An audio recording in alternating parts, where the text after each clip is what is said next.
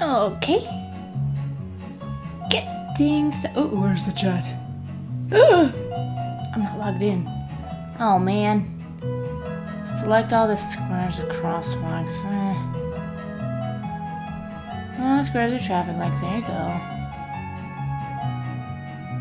Oh, there we go. In the chat. Let's just start this rodeo.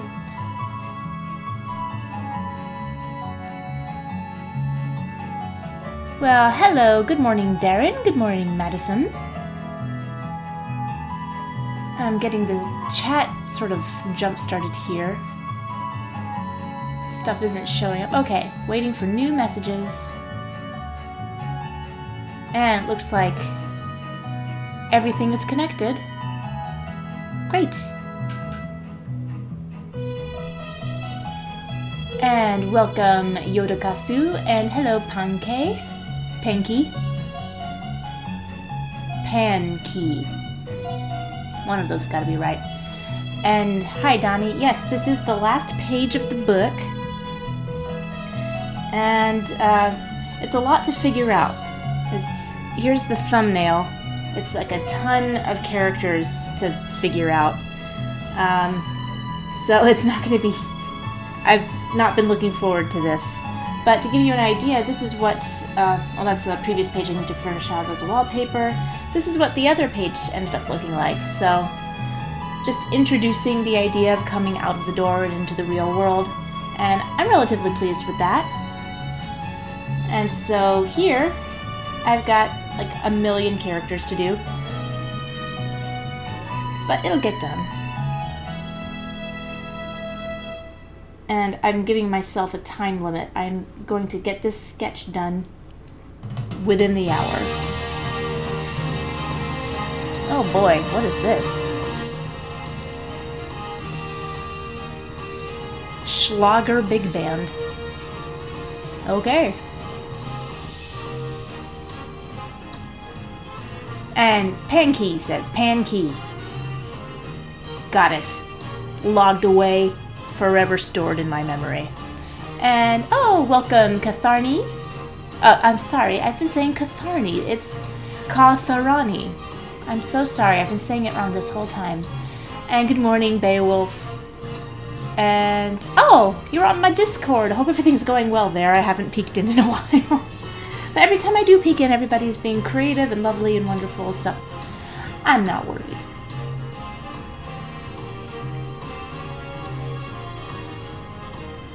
And salutations to Saint Fisuto. And Saint Fisuto says, within the hour? Well, give me like a long hour, like a baker's hour, if that's an expression. I'm making that up.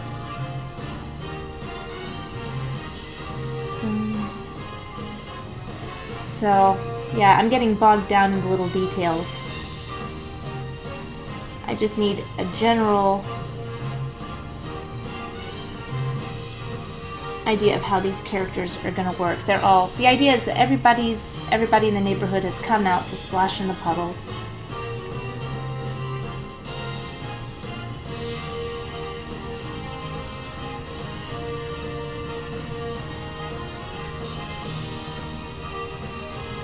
This little kid.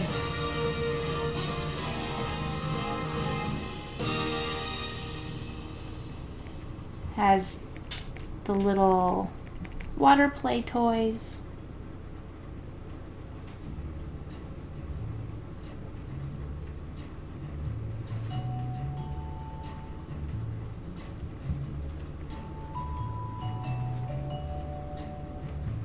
Has a floppy hat on. That might be too much. This isn't the beach. No floppy hat. So the idea here, I sort of made a map of what I want the eye to do.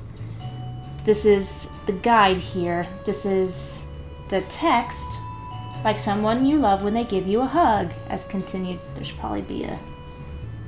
What is that? Ellipses? Is that what that's called? It should probably be there.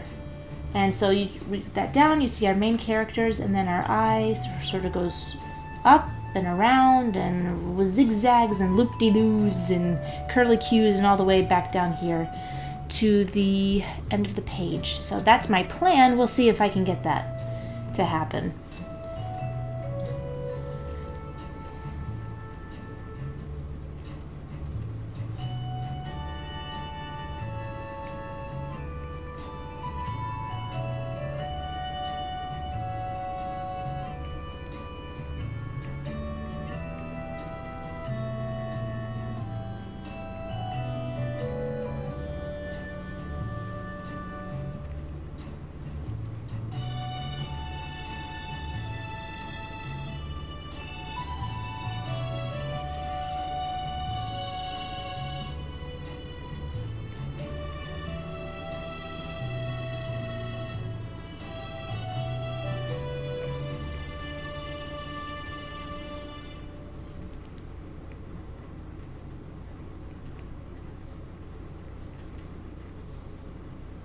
So this little baby flopped down in the puddle.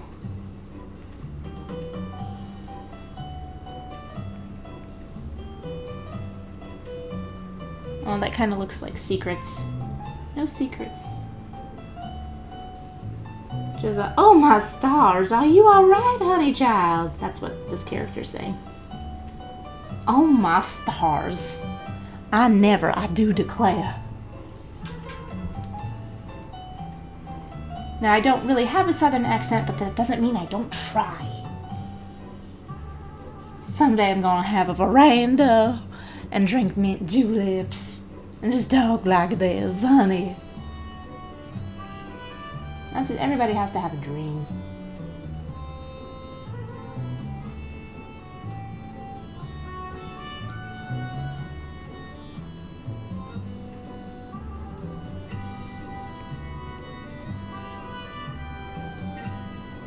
It's not terribly important, all the individual expressions. I'm taking way too much time here.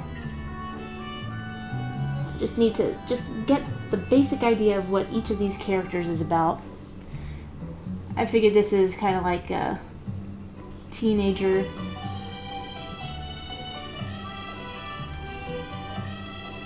who's supposed to be looking after the baby, and the baby flopped down into the puddle, and the teen's like, oh my god, I'm gonna get in so much trouble.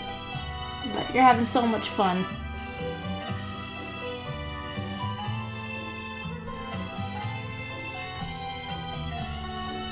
I don't have the heart to make you stop.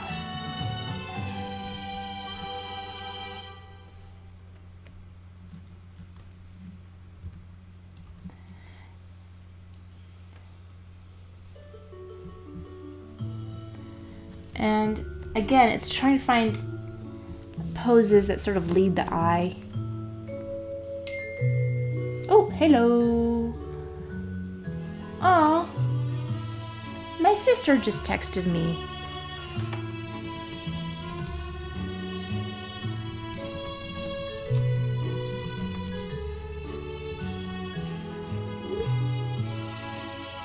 That's always nice.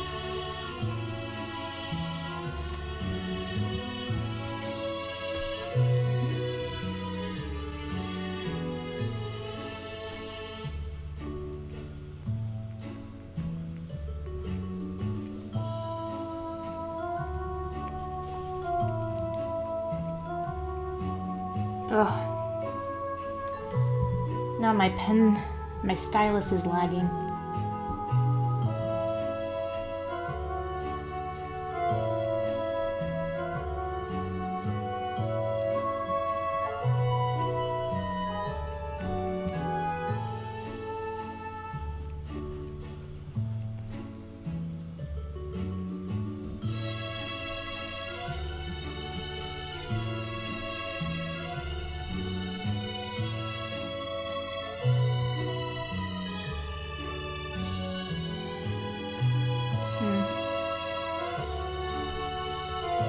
Probably have to be a bit bigger. I think that baby is okay sized.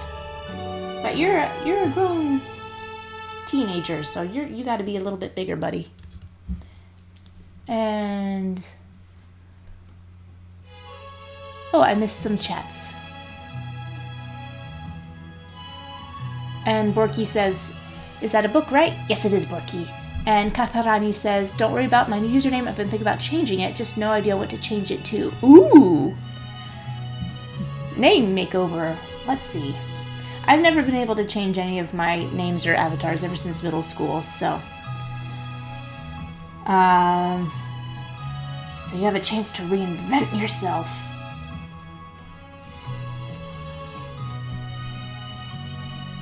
If I may make a suggestion, something that I can easily pronounce. But that's me being selfish, so, but you do what you want. And Panda, hola! And welcome, Lexi. And Ernesto says, I do declare. Oh, my stars. Lexi, you're so cute. You always pop in and then pop out. I never know if you're here or not. And Life Space says, so cute. Thank you, Life Space. And Yoai says, hi, can you give me advice? My parents are going to travel with me the third time in this quarantine, and I really don't want to go. I need to do homework, and they just want to travel. They want to travel during the quarantine? I don't know what I can do. Where are you? And Mir Tahid says, can you please share your playlist? It's just Epidemic Sound. I'll post the URL. For sure. Yeah, music genres big band. This is what I'm listening to right now. And Yoi says, I live in Brazil. Well, I don't know. I guess just be honest with your parents. Say I've got work to do. I'd rather not travel. Also, we're under quarantine.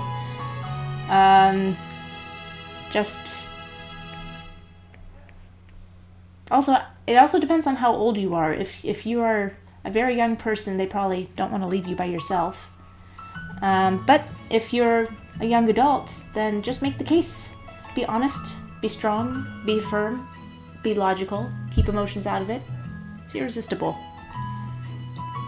If my 5-year-old says, Mama, I want ice cream. She doesn't get ice cream, but she says, Mother, I should have some ice cream, and here's 5 points why. Then she's much more likely to get ice cream.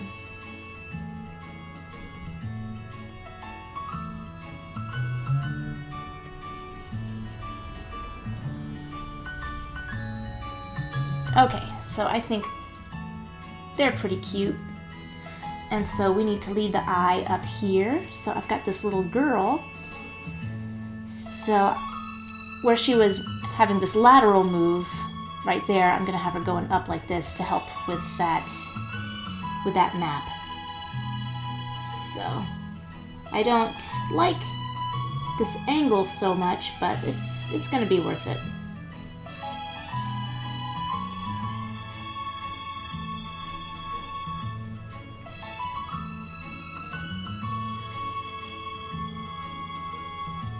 She can still be cute. I don't know what's wrong with my pencil right now. It's just not doing the things that I want it to do. And Mir Tahid says, do I plan to learn some ZBrush? Maybe using its Toon Shader for illustration. It is fun. I am sure it is, but ZBrush, I'm just not into 3D at all. But I hear ZBrush is just awesome, and it's more like sculpting than creating 3D. I just don't have the luxury to just learn things for fun. There's actually, I wanted to do a live stream, like an unboxing, an undownloading, I don't know what it is, but I have this preview of a new animation program called Animation Paper, and I haven't taken it for a spin yet, and I was thinking about doing it live.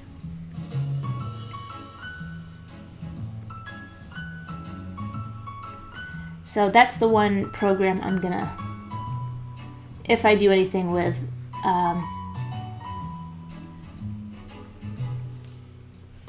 it'll probably be an animation, a frame-by-frame animation program like Animation Paper.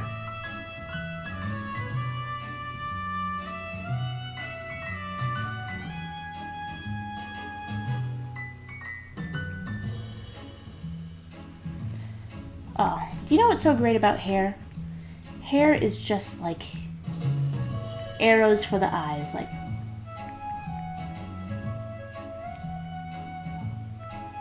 I don't mean like shooting arrows, like directional arrows to lead your eye. And that's what I'm trying to do here.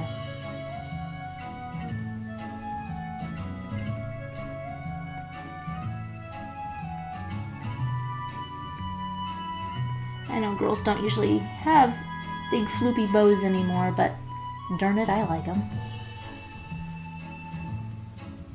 Once in a while, I try out a hair bow before I get very self-conscious and don't leave the house in it. I love bows. Okay, I think that hair is enough of a directional thing, so I'm just gonna leave it at that.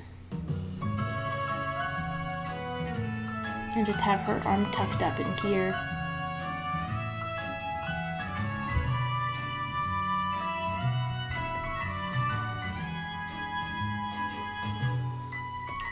Yeah, the other thing to remember, I've got to sort of keep these general proportions of these characters so it doesn't look like I'm making too wild of a leap in the look of this book.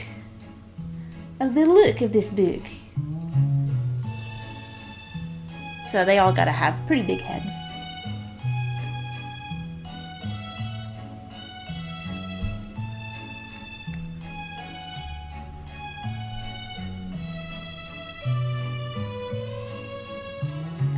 Oh, and she has no chin. You need a chin, sweetie.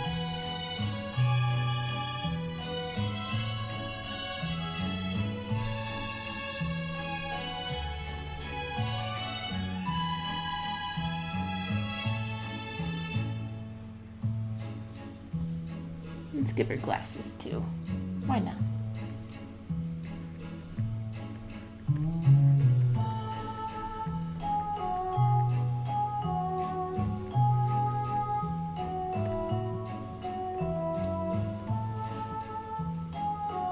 I don't know, can this girl live in the same universe as these kids?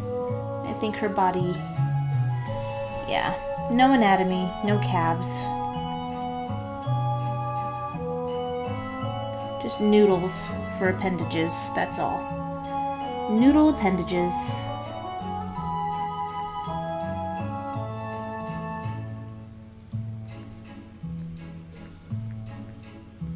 There we go. That's a bit better. Her head should probably be a bit bigger though.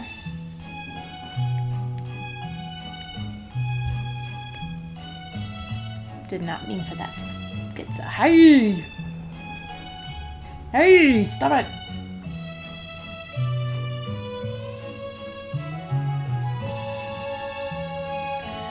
Okay.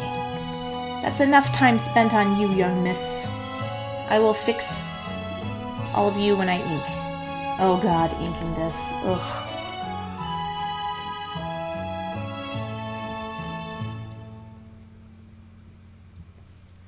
Okay, then we have this boy right here.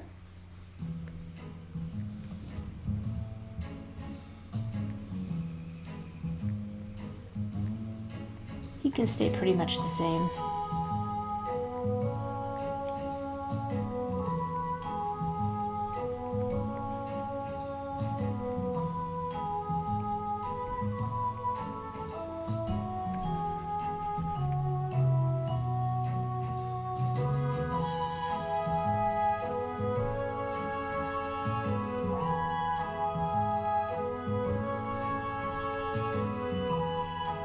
But she's chasing him, and he's turning around.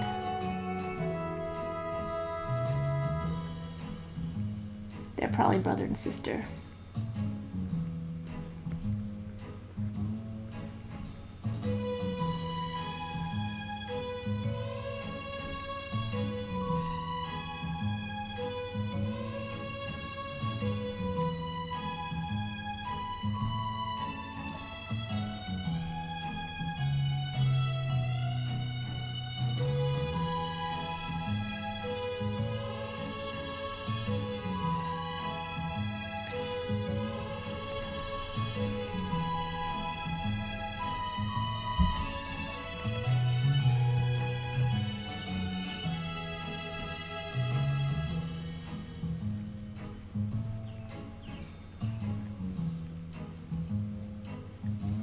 Yeah, it's not as dynamic to have that leg down. This doesn't need to make perfect sense. I just want it to have some sort of energy.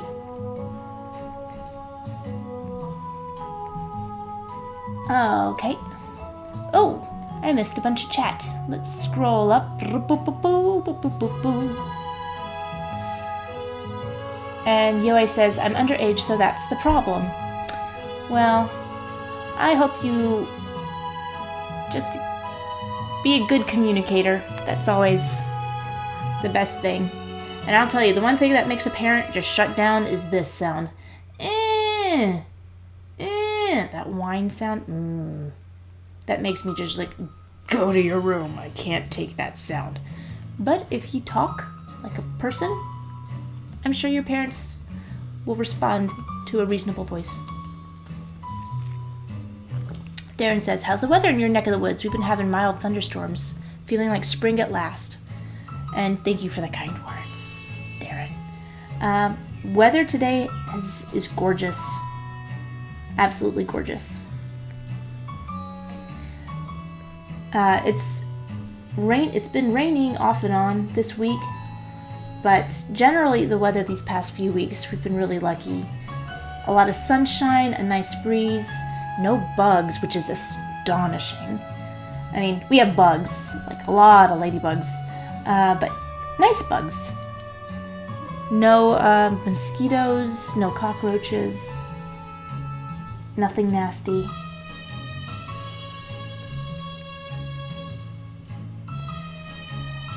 And I feel like it came right as the quarantine hit. We're really lucky that we have a tiny patch of dirt for a back garden, so the girls are able to get some fresh air. There we go. What a nice boy. He didn't take too much time.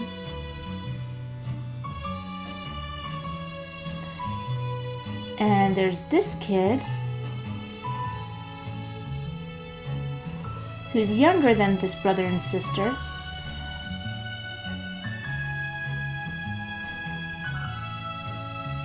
But he's excited to have friends come out. Yeah, this is actually much like the kind of weather we're having now, where the whole neighborhood is coming out after the rain to splash in the puddles. Let's make him a little heavier, so we don't have any chubby children on the page yet. Variety.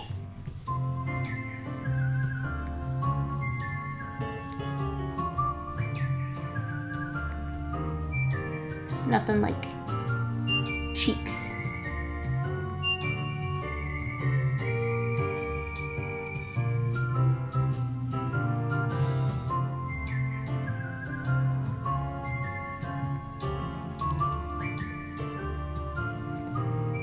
So, what kind of hair should he have?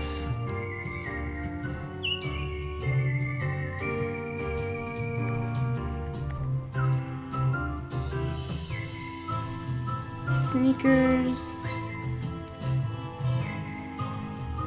little shorty shorts.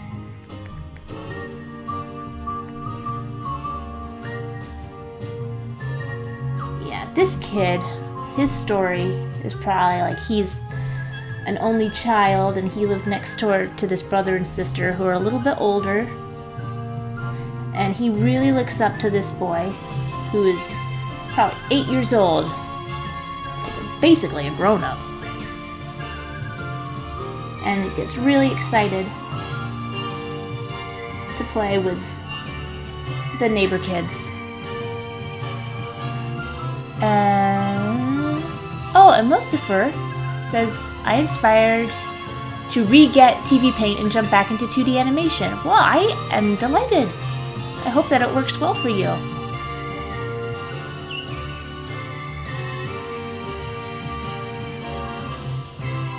And Katharani says, I've been thinking of using some silly pun that has ka in it, like kawava or something like that.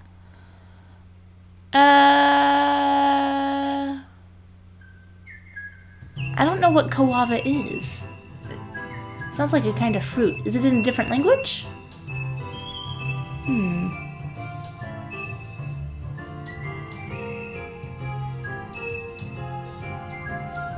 And Beowulf says, have I seen Hannah Daigle's Bring Your Demon to Work Day animation? I haven't. Demons seem to be a popular subject matter these days. Yeah. And... oh, got Craig Capron. Howdy. Good afternoon. And Finch Park says, is the Little Red Door the next short? No, the Little Red Door is not the secret project, but I will be doing some Little Red Door animation to help promote this book. But right now, it's just about getting the book done.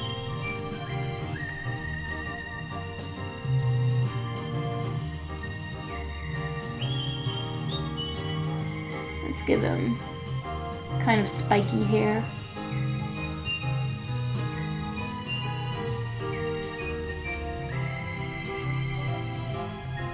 Long sleeves.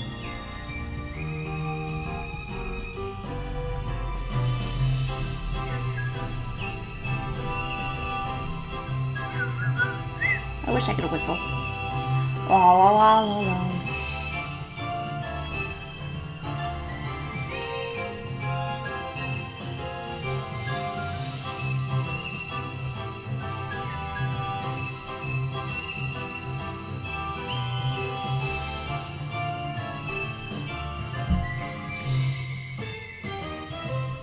Blam.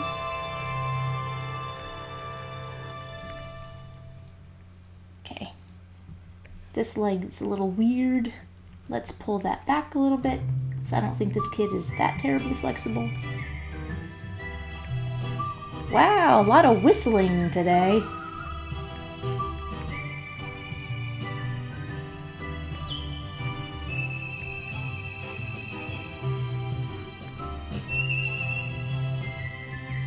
Oh, he looks like a little chipmunk. Oh.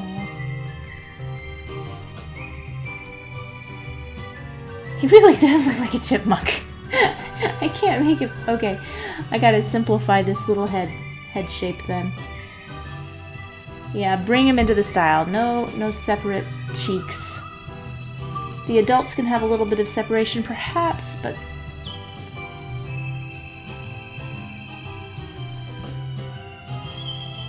and again, losing the proportions, make the head a little bigger. There we go. Okay. I think overall he should be a bit smaller.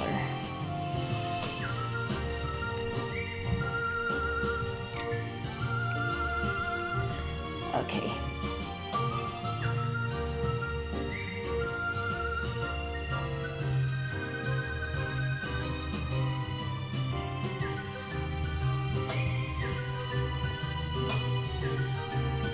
And his mother chasing after him, like, hold on, Sparky.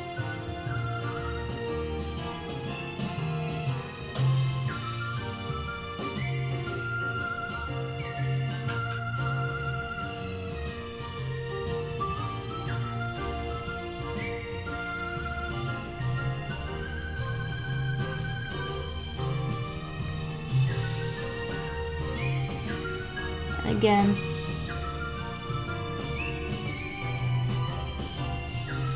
using this hair to sort of lead the eye.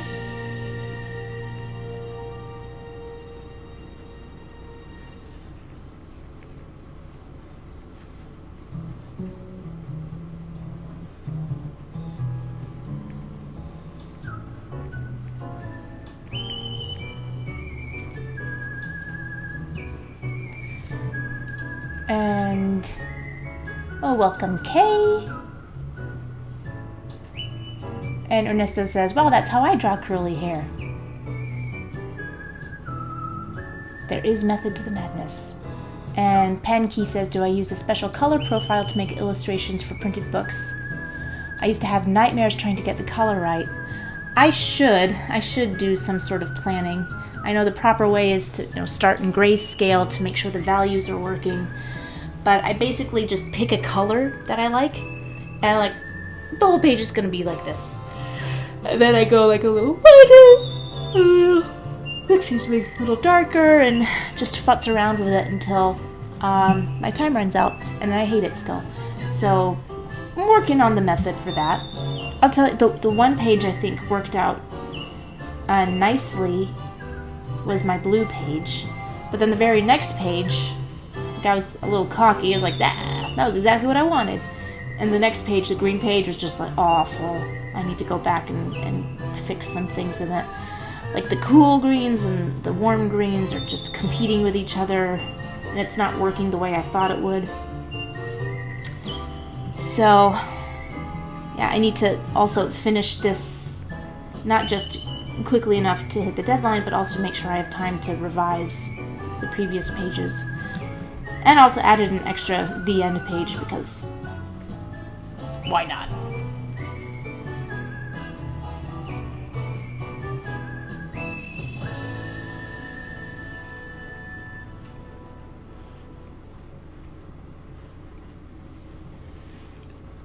And as Sophia says, what software do you use? Is it free? No, this is Photoshop.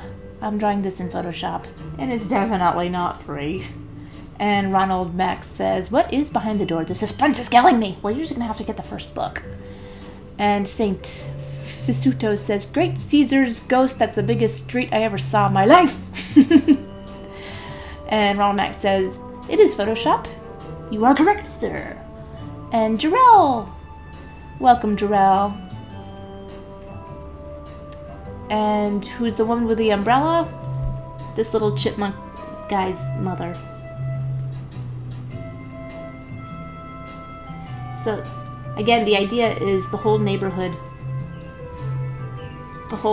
came out to play after the rain stopped.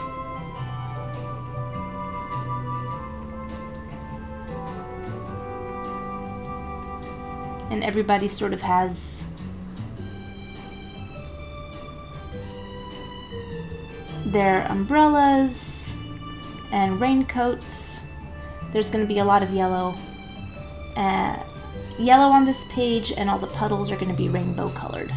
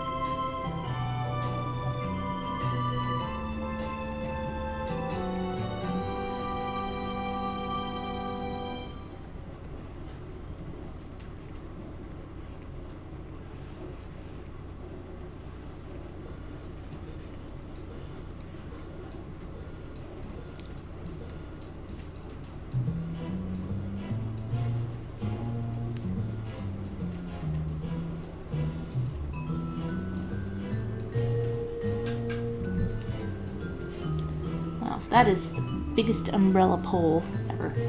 Let's make that a little more reasonable. Oh, I like this. It's mostly obscured.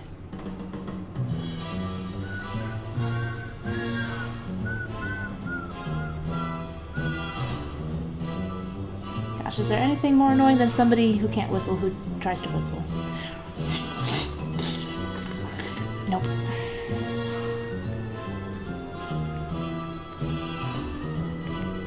There we go. So we got Mama.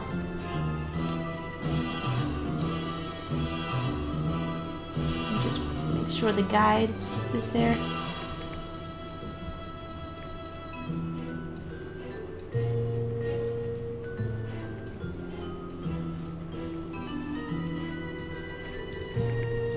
There we go.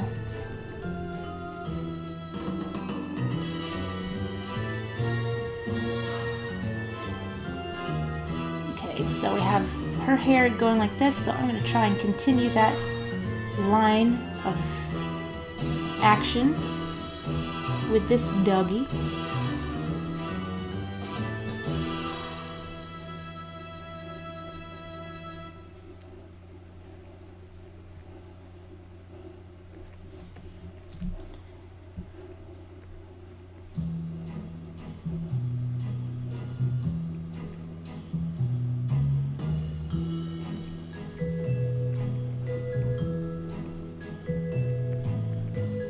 Try to make him cute. So he's some sort of, I don't know, terrier of some kind. I can't draw dogs. I don't know anything about them. Oh my goodness, did I mispronounce? It's pronounced Chapman, actually. Okay, so is it Jarrell or Gerald? Gerald Chapman? Didn't I say Chapman? Chapman? Now I'm overthinking it. I'm gonna call you JC. What up, JC? It's a like the actor Charlie Chapman. The adults can have a little bit of cheek as a treat. Yes, cheeky adults. It's funny how just having a little bit of an indent there ages. Yeah, you're right, Ronald. I'll do that. Sparky sounds like he's full of energy. Oh yeah. Can you imagine being an only child, stuck in a house, and then seeing your best friend outside the window, and the sun is just peeking out and the rain is just stopping? Yeah, Sparky's gonna be jumping.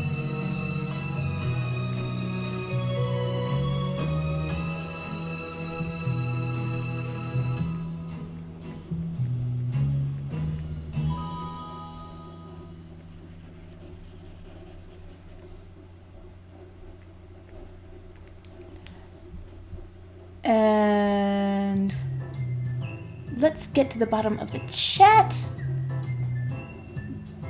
Guava as in guava. Oh, okay. That took me a long time to get to.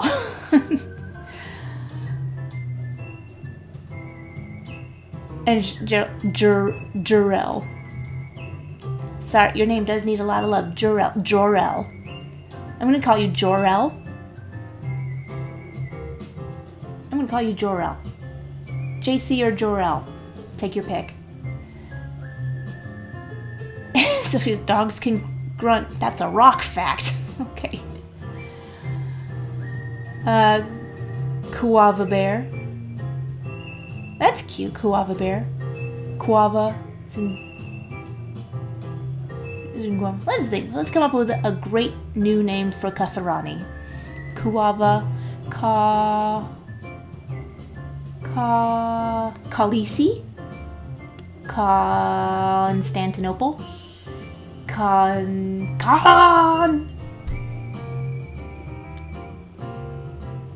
Beowulf said Jorel's Superman's dad. On the nose. And welcome, Ice Cream Hero. And Ronald, you said Darmok and Jalad at Tanagra. Explain yourself.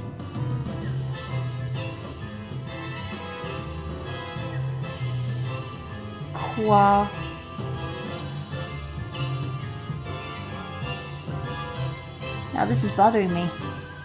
You invited wordplay and now I have to come up with something. And Jarrell JC asked for thoughts on Hazbin Hotel. Yeah, well, it's really appealing to look at, and it's funny, and there's definitely characters in there that I'm interested in, and Alistair was a lot of fun to animate, and I'd like to animate some more someday. Now I think I understand the character better. But what I think is remarkable about Hazbin and all of Vivzy Pop stuff is that it looks so... It's just this weird juxtaposition of sweet and appealing and just absolutely filthy. Just shockingly filthy. And these days, being able to be shocking, that's something.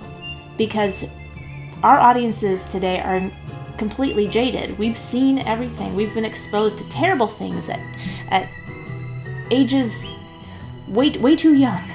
So it's kind of hard to be shocking these days, but I think because her art is so appealing and the characters have so much personality, you still don't expect it. And she puts just the right amount of innocence into it for all the... Oh, excuse me. My goodness.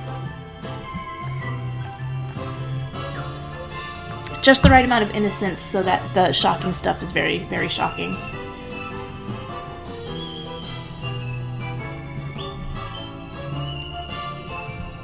So, yeah, personally, I can't write that way.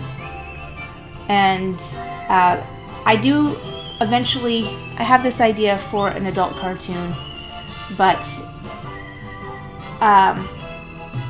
it's not going to be shocking. It's just going to deal with, you know, more grown-up subject matter.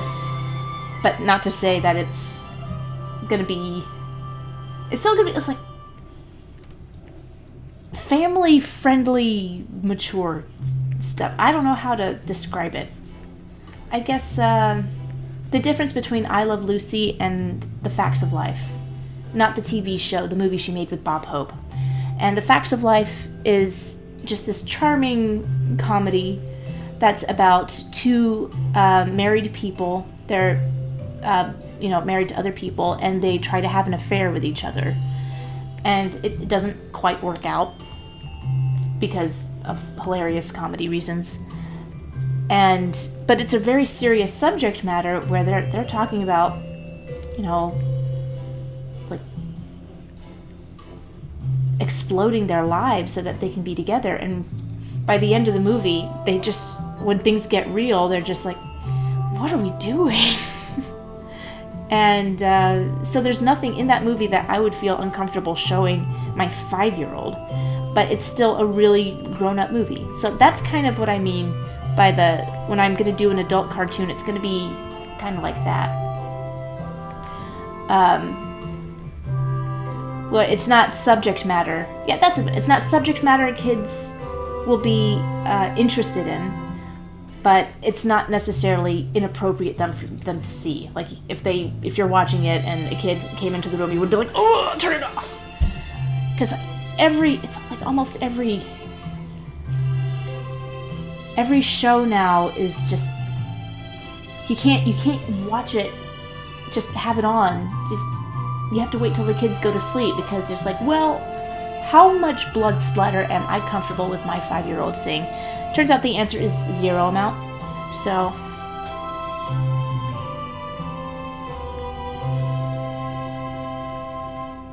it used to be I couldn't watch anything that had blood in it. Just nothing. It just turned my stomach.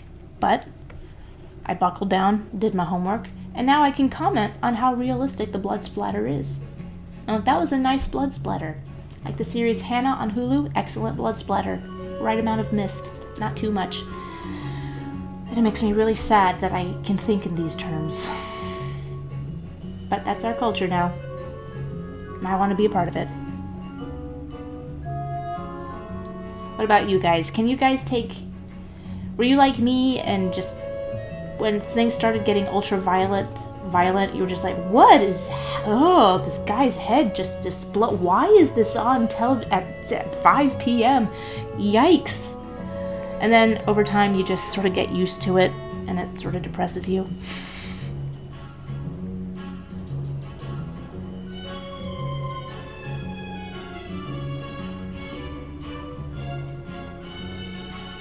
Ooh, that's a nice little riff.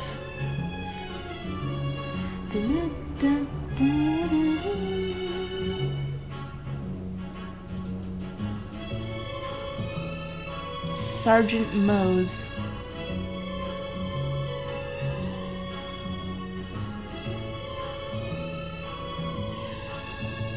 Favoriting that.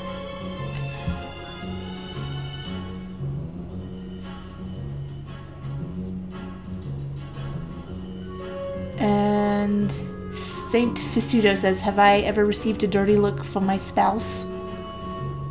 Depends on by what you mean by dirty look. And Satya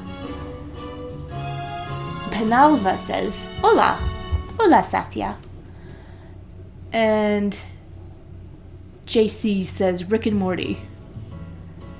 So Rick and Morty is what shocked you? Yeah, Rick and Morty is pretty shocking, I must say. And Ice Cream Hero says, I love horror movies, so gore and stuff like that makes me happy and puts a big smile on my face. But why? How? What? Tell me, what was the...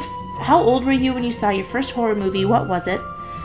And what is the appeal? Why do you like it?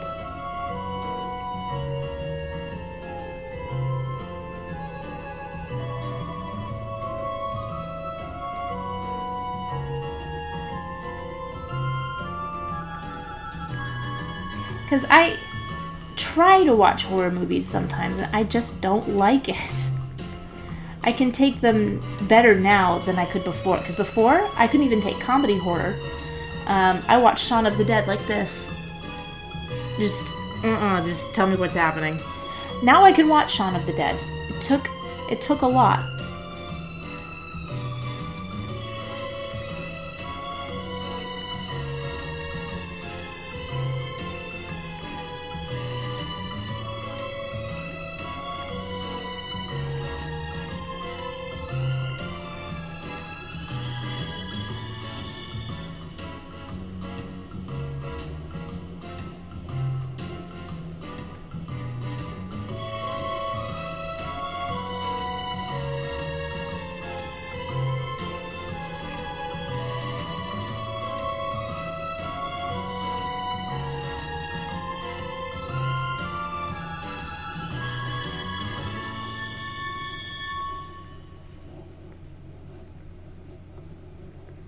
Yeah, even some parts of Hot Fuzz, I'm still like, that is way too gross. Like when the thing falls on the news reporter, like the spike, and just like his head just...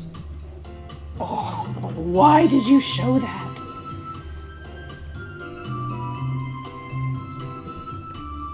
Tell me, don't show me.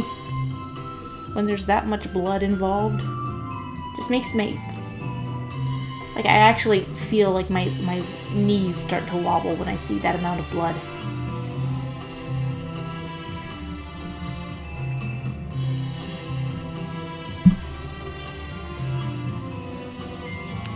And JC says, real talk, turns out Noah Z. Jones, who made Fish Hooks, basically called out the critics for his most recent show, Pickle and Peanut, with some rather offensive comments.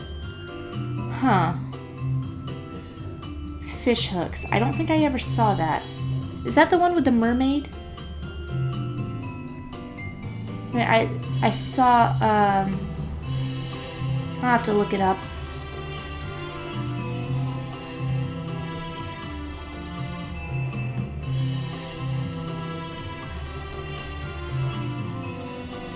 Okay. What's this kid's deal? He's got the tennis ball. Going out for a run with his pupster. Okay. Yeah, this street is populating a bit. Okay. So let's see. Who's next?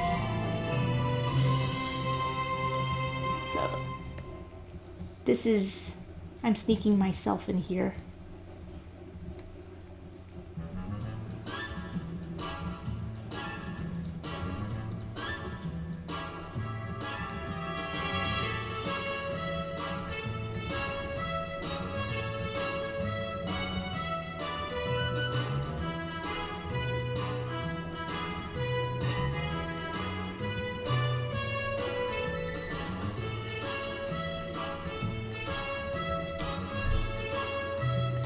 Ice Cream Hero says, my first one was Poltergeist and last year. Also, I'm not afraid of anything. I like the thrill, like riding a roller coaster. Poltergeist frightened the bejesus out of me. I never even watched the whole thing. I just saw that little clown. We had one of those on the top shelf of the closet in my grandma's house. Like a little Pagliacci porcelain clown. Terrifying. Absolutely terrifying. But I've never seen Poltergeist all the way through. I was scared of 2001: A Space Odyssey. Those monkey people at the beginning, terrifying. I ran and hid under the bed. My parents still talk about how funny it was.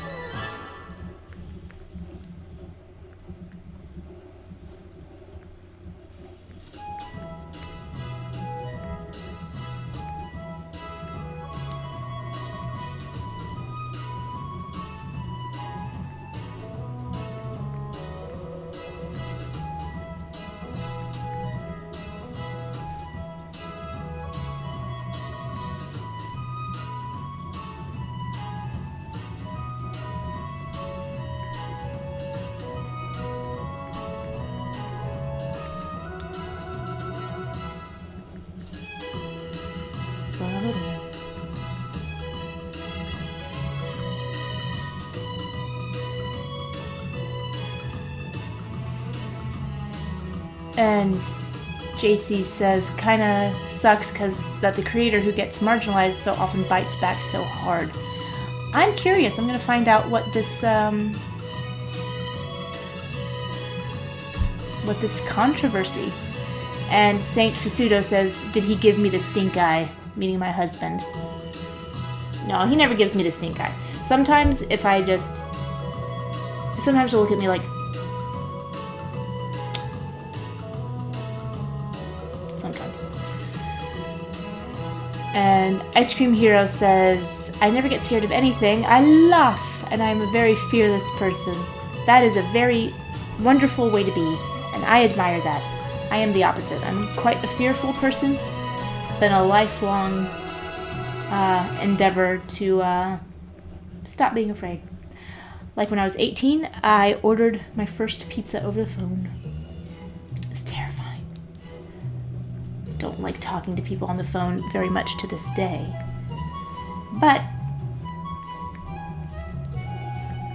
yeah, you just do what you gotta do. When you need pizza, you need pizza. But roller coasters, I can get behind. It's almost sad though. I never get scared of roller coasters anymore. There hasn't been one that has given me that topsy-turvy feeling in years and years and years and years. But I wonder how do I get that feeling about movies? Because there's some movies that are horror movies that I really do want to see because they're interesting stories, like Cabin in the Woods, which I can't decide if I like it or not. It's definitely different. Oh my gosh, and one of the funniest movies I've ever seen, Tucker and Dale vs. Evil. I think it's still on Netflix. If you like horror movies, you must see Tucker and Dale vs. Evil. It's a masterpiece. It's so funny and it's just great. Well, officer, these teenagers just came onto my property and started killing themselves. I kind of want to see it again. It's really good. And Katharani says, most horror movies I have seen are more gory and violent than actually scary. Yeah, I have noticed that. It seems like there's just ever since Saw came out, Saw and Hostel are just gore porn. I don't know why people like just gore. I remember I saw The Thing, the original John Carpenter movie. It's a great movie. Disgusting. But just the kind of gross you can't take your eyes off of. Nothing has looked better than that. And by better, I mean more convincingly horrifying. I guess they call that body horror. Like the face tentacle thing. Ugh. And the dogs. Ugh.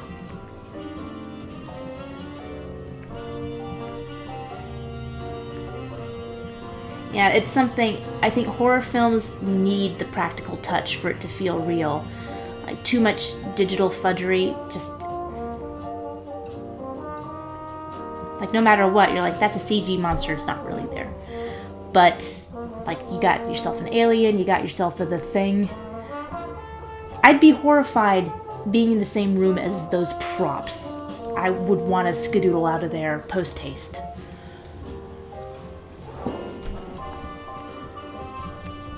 And Beowulf says, I don't mind large amounts of blood. However, horror films with excessive amounts of gore for the sake of gore, I can't watch. I do like dark comedies, though, like the Evil Dead series. It's been a long time since I've seen the Evil Dead, but I remember really liking it. Ice Cream here says, Fish Hooks was a Fish Friends in high school, and it was meh. There was an OSCR, the Shite Nerd, or I guess just Shy. Milo, his brother, the outgoing idiot, and there was B, their best friend, who wanted to be an actress. It takes a lot for me to, I'm not up to date on a lot of animated series.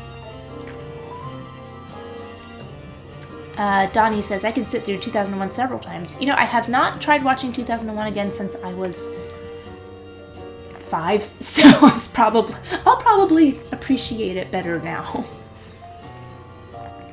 And St. Pseudo says, have you ever heard of Lee Hardcastle? But no, that's an awesome name, like Beef Buff Body. It sounds great. Is he an action hero? Craig Capron says, you're a freelance animator. If that doesn't qualify you as freelance, I don't know what does. Just riding the wave.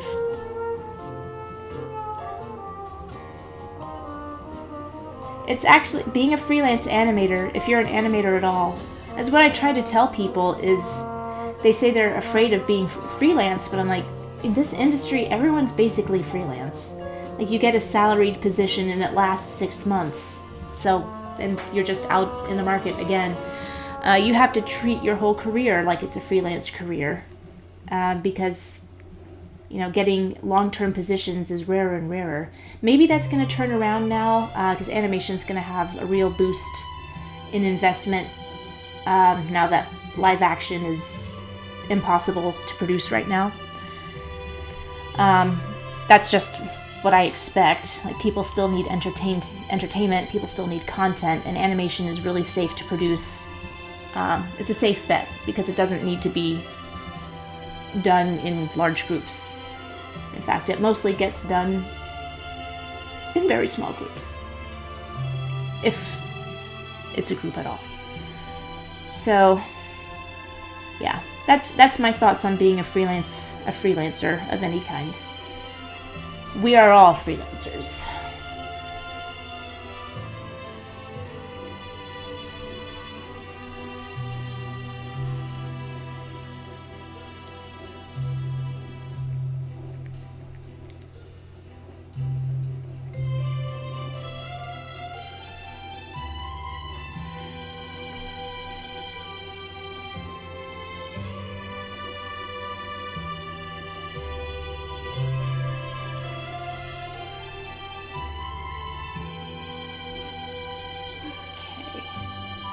And this is sort of my Talia here. She's loved puddles ever since she first met her first puddle. She likes to investigate the puddles. She's always putting sticks and things in there, rescuing worms. She's like, it's alive, it moved. Yep, sure thing, it's alive.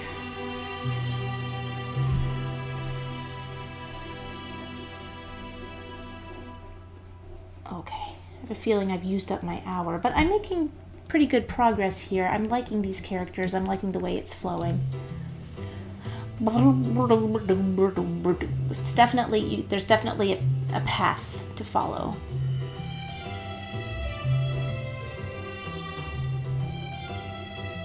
I think somewhere over here I've got to have somebody blowing bubbles. And that'll help. Yeah, I think these guys down here are going to be blowing bubbles. I'll jump to them next.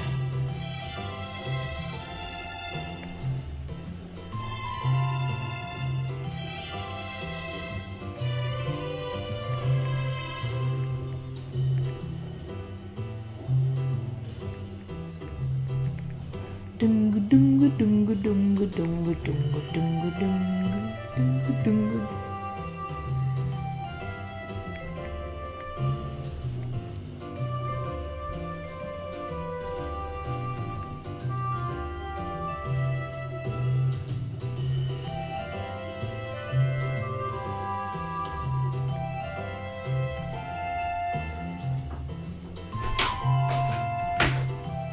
Hey, what's up?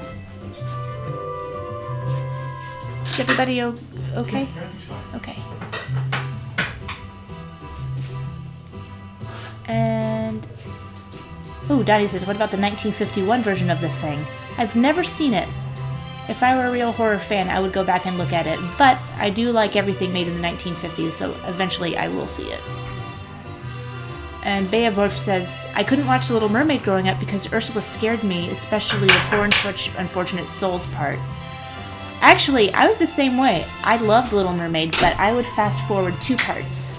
the part where Ursula is introduced and she eats that adorable scared little shrimp. I mean, they don't even cut away. Like, she just throws it in her mouth and you can hear it crunching. It's just horrifying. And the other part I would fast forward through is when Prince Eric rams her through with the, what's it called, the bow of the ship?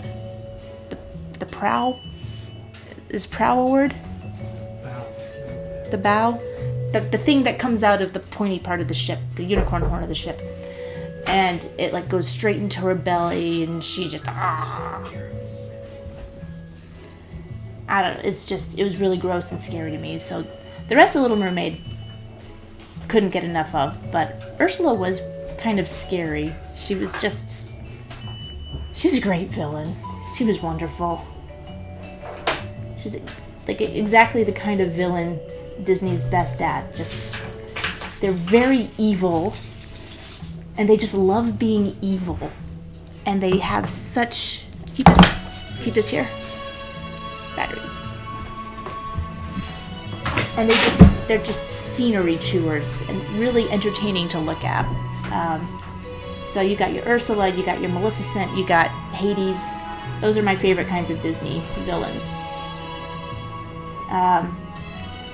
Although I would say the scariest Disney villain to me is Lady Tremaine from Cinderella because she's just too damn real. Too damn real. Then Beowulf finishes. Years later, I rode the Little Mermaid ride at Disneyland, and it broke down right in front of Ursula singing that song. I was stuck there for almost an hour. My childhood fears started to come back. That is awful. I'll tell you, here we have our Six Flags, and there's this terrible little ride called Monster Plantation, and it's so janky that it's terrifying because you think, this is the ride in the movie where the axe murderer jumps out from behind the singing monster and murders everybody in the boat. So that it definitely get axe murderer vibes from that ride.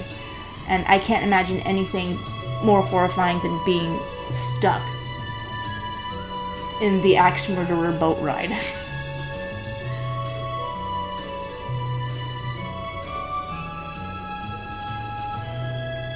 Like all of those enclosed, kind of claustrophobic boat rides. Or is it a boat or is it on track? Oh, whatever, it doesn't matter. But the kind of thing where you're just like going through the scenes of something.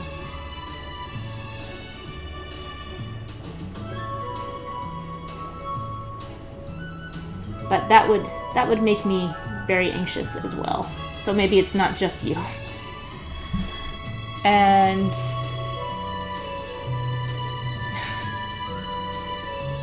I was afraid of food. Octopus is delicious.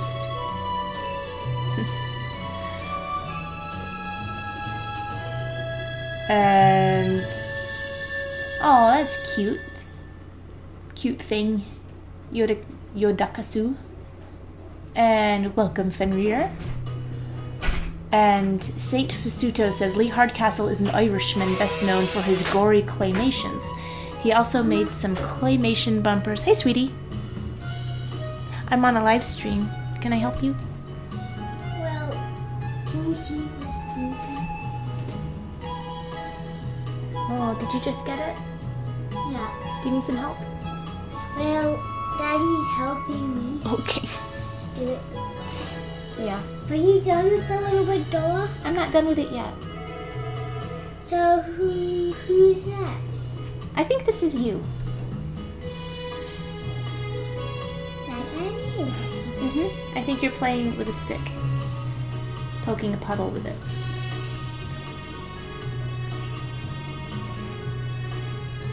And then, are you holding Diana?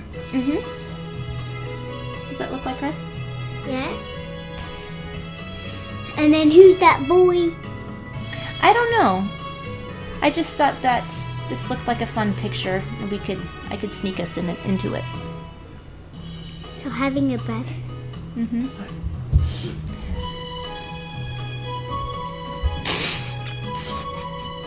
What's that nice song?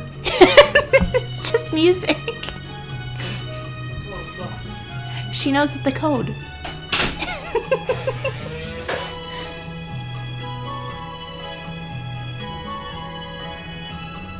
Where was I? He also made claymation bumpers for Adult Swim using the characters from Rick and Morty. I'll have to look it up. Yeah. Oh, congratulations! I've received 100 messages today with Restream Chat. That's pretty cool.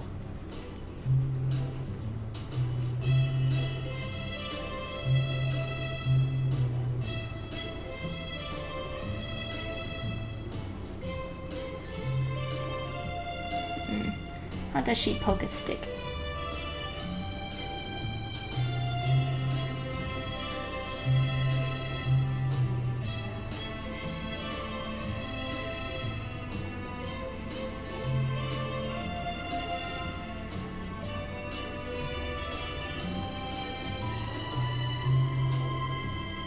I think I'll put her arm back here.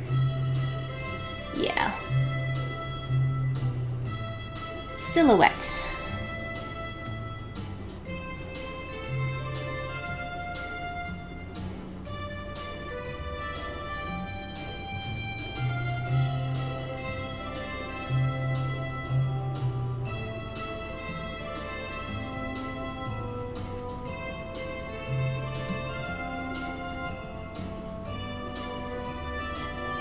Yeah, I'll go back in and add the puddles.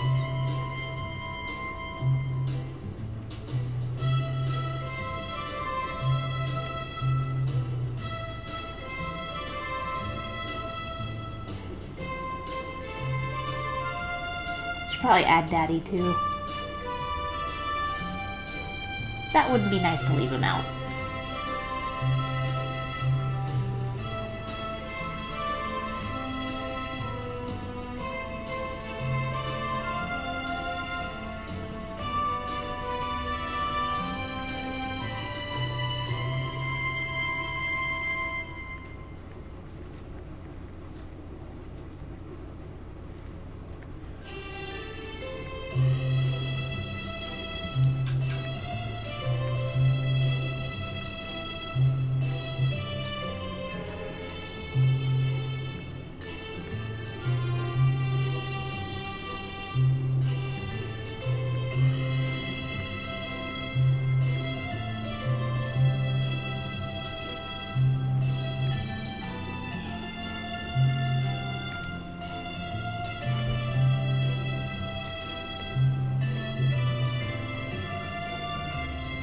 It makes sense to have things be a little more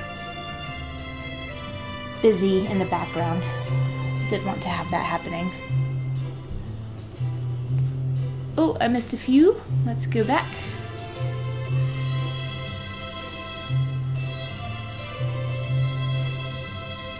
And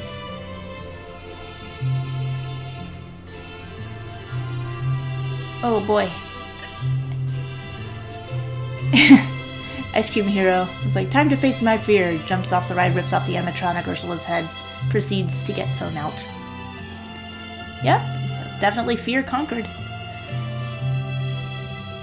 And Katharani says, Rick and Morty has some really interesting episodes. Yeah, Rick and Morty is sort of a conundrum to me. I don't like the show, but I recognize that it's pretty brilliant. It's just too dark for me. As I have this theory, not a theory, but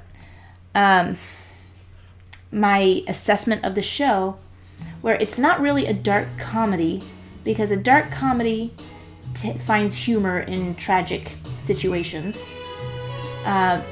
Rick and Morty is incredibly unique because it finds tragedy in humorous situations. That's kind of how the show works, where it, creates a situation that we think, oh, we've seen this before, get ready for some laughs, and then it's just like, no, I shot him and he's dying. And it's just, the show just stares into your soul and then you want to go jump out a window. And it's, unique for sure. And Katharani says, the Pickle Rick episode had a super cool idea. It was a really good episode. I don't remember. Pickle Rick is like this big internet thing, but I don't remember that episode at all.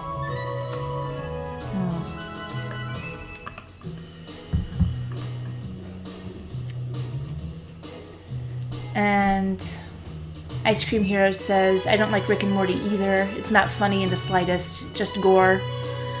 It has good ideas, I would say. It's got really good ideas.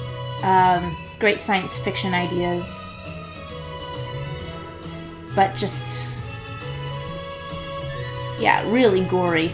Like, there's one throwaway thing about... Rick is an absolutely miserable human being. And there was this one thing where it was like I don't even know what it was. He was just depressed and drinking himself into a stupor. And he created this monster baby and then murdered it with a laser and then passed out. I was just, what was that? And it was like he just like made a baby and then killed it, and just like, what are we watching? Why did he do that? I get he's sad, but why do I? Oh, it's just, and it happened in like 10 seconds. Just why?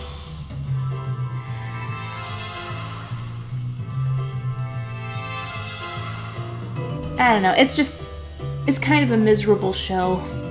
And I don't think I think people say it's incredibly smart, and I think it is smart, but I don't think it's, saying anything new besides it's just saying the human condition is miserable and we should all be miserable.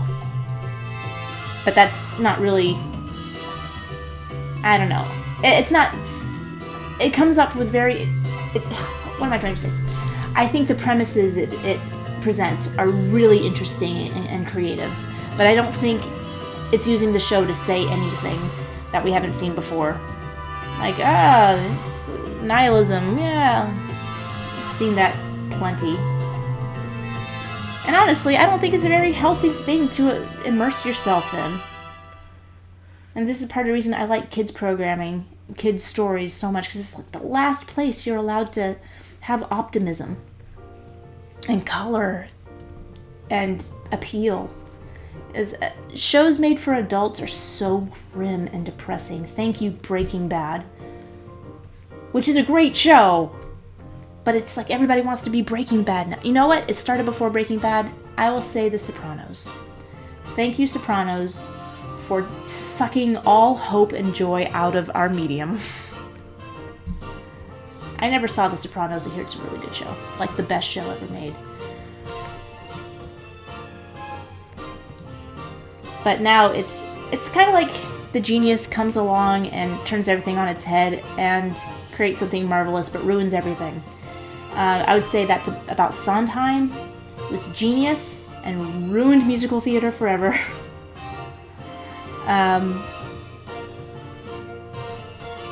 There's a lot of other things like that. It's just like they just start a trend and the trend just becomes overwhelming and I can't take it. And I would say Sondheim is just, he made it, his contribution to musical theater was that he proved that you didn't have to have great music to have a great show. It was not to say he couldn't turn a tune. I think there's a couple lovely tunes in Sweeney Todd. But for the most part, he's just a very clever lyricist. Not just a very clever, but he is a very clever lyricist. And his songs are all designed around how clever his lyrics are and not how beautiful the melody is. And that is a hill I will die on. I think melody is the most important part of music.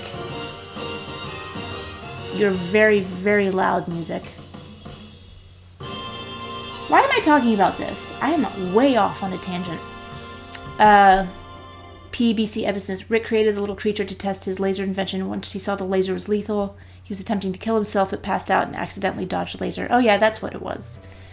Yeah, why did he have to kill a baby to do that, though?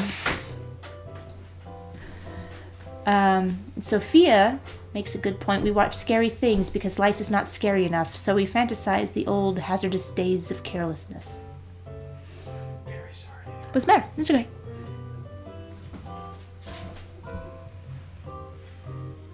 You want to buy it? Yes. It's the one you've been waiting for? Just dropped $400, like, within the last hour. Was that the one you were looking on eBay for used versions of? The used one's going more than this. You're kidding. I'm not joking. By hundreds of dollars. Okay, I guess hop on it. Thank you. Will it take a good headshot? My camera will actually be better for that. Really? Yeah. Okay. But this one will take it in the same res in video. Getting some more equipment. Sorry to describe it like that, but that's how it be. Well, I do agree that the appeal of... There's an appeal of horrifying stuff, and I certainly love the macabre. Big fan of Edgar Allan Poe.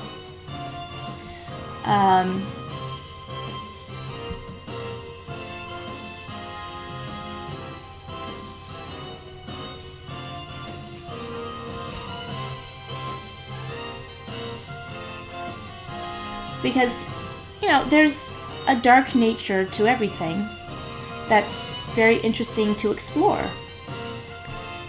But to a certain extent, I think there's a certain point where, like, I get it. That's enough. Thanks. Ice Cream Hero. How to write an episode of Rick and Morty. Make everyone a jerk, but Morty throw money at me, Warner Brothers.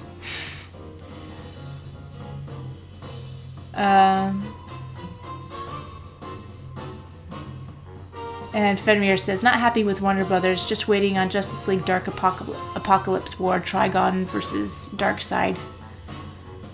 Who's Trigon? Oh, Trigon is Raven's dad. Yeah, okay.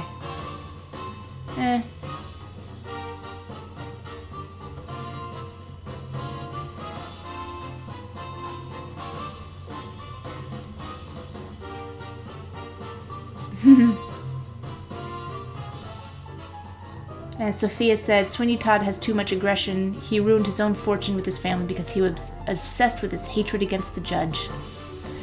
Yeah, Sweeney Todd is... it's a fun story because it's, you know, it's a Penny Dreadful, which are the kind of stories...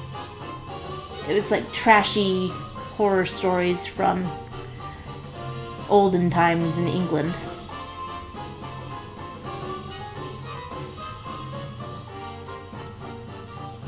And so it's just whatever, however awful you can conceive humanity to be, that's the characters in your story.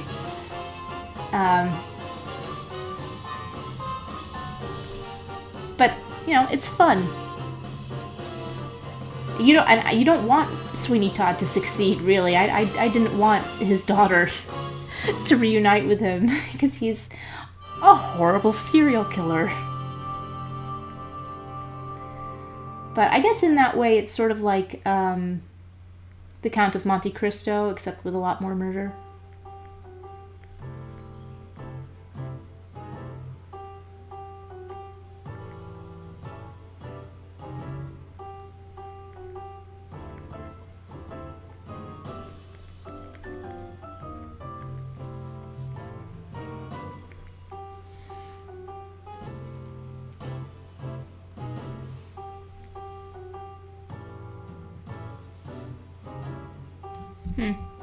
No, maybe Grandma's walking here.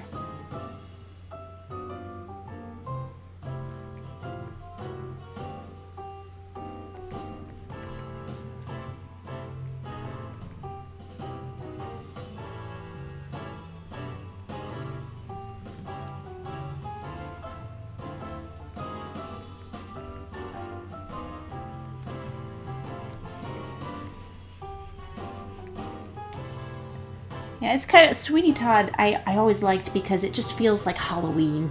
It's like a very Halloween type story, it feels like a campfire story, but with pretty fun music.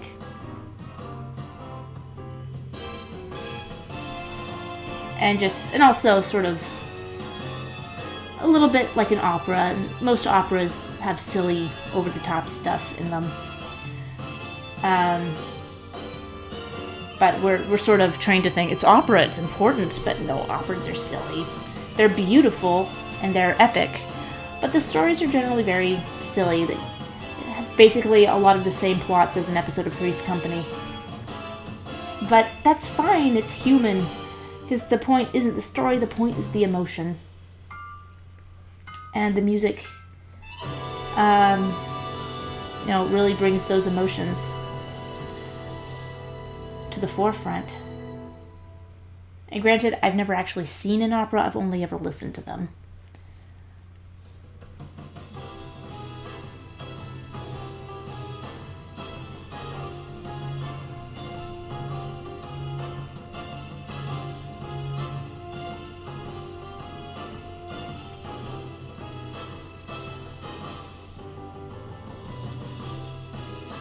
So this kid's swinging with his grandma and grandpa.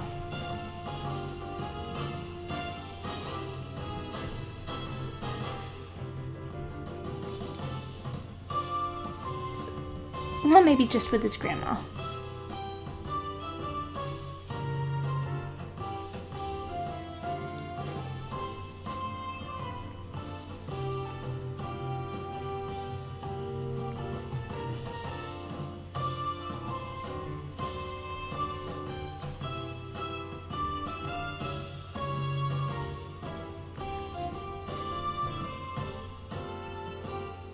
You know, we should have another umbrella.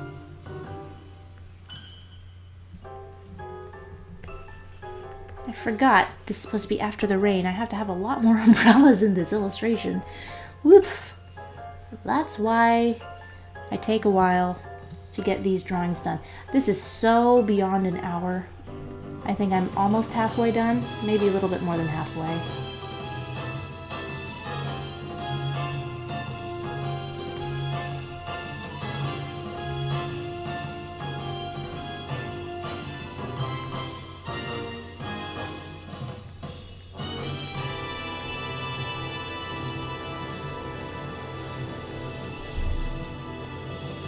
Aww.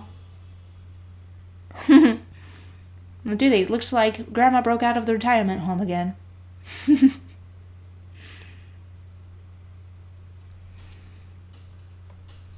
Listen, not all grandmas belong in retirement homes, honey. 60 is the new 45.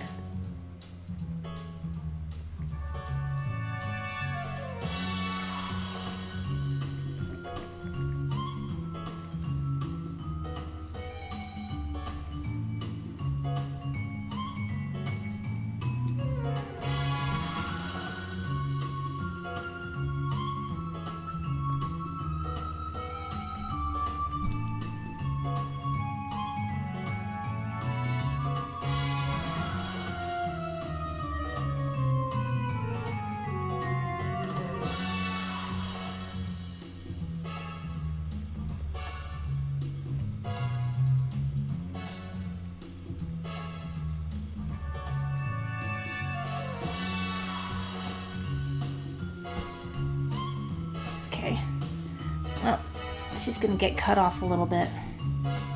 I'm gonna make this work.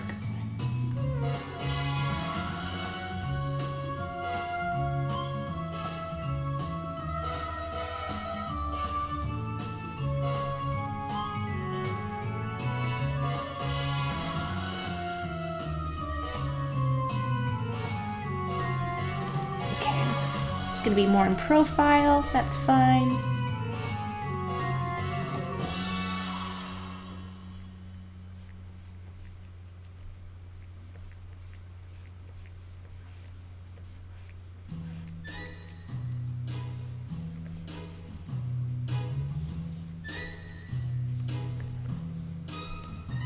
And Sophia says that Grandma looks... Oh, let me see. Went away. Let me catch up on the chat. Ooh, just grow. Come on. Oh, come on. The grandma looks like my abuelita. She likes gardening. Aww. Well, then she is. You can tell her that she's in a book.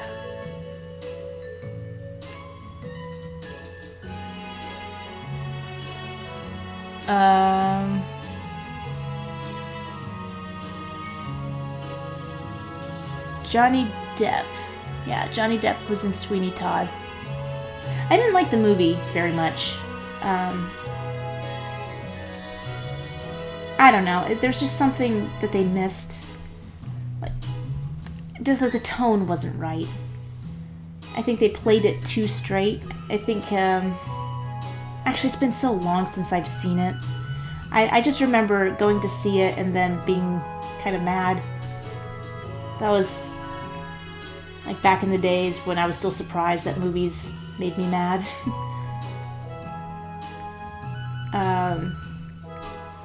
Yeah, it's just one of those things. It works so well as a play. It doesn't quite translate to the big screen. Not with the same feeling.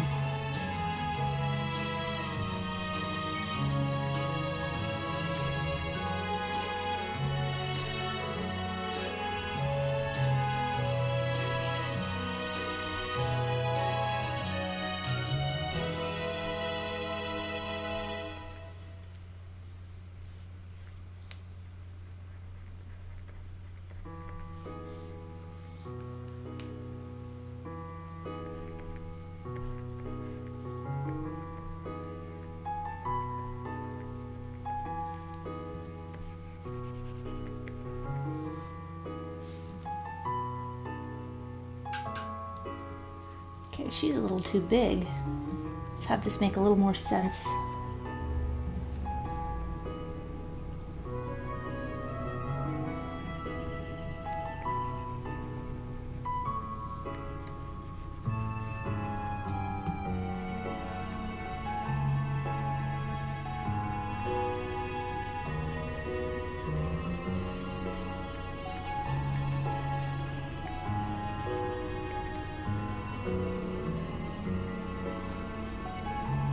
Is this making sense?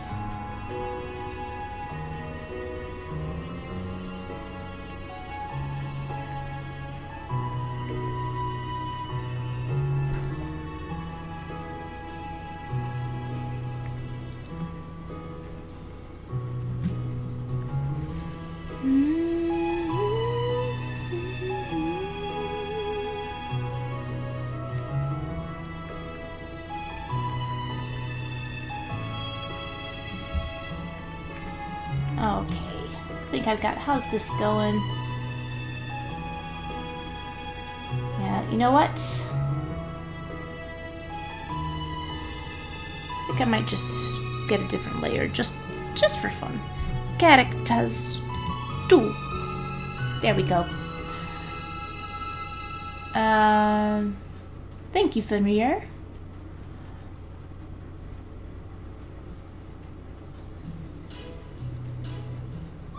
Yeah, I think that this shows a bit of depth.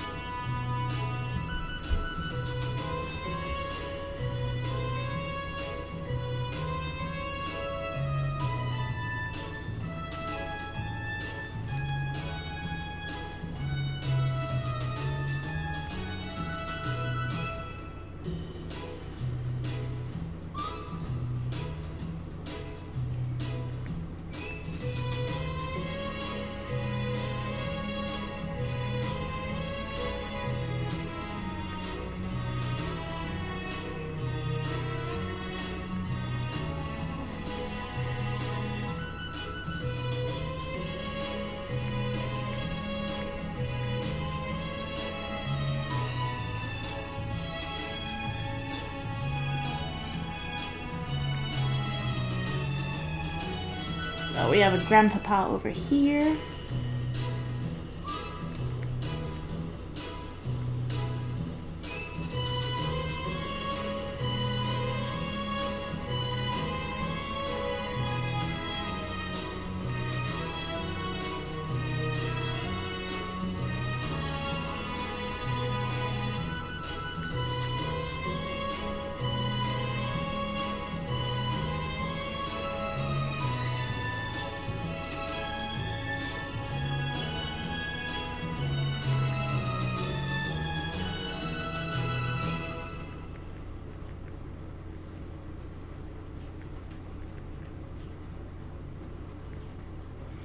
He's holding an umbrella.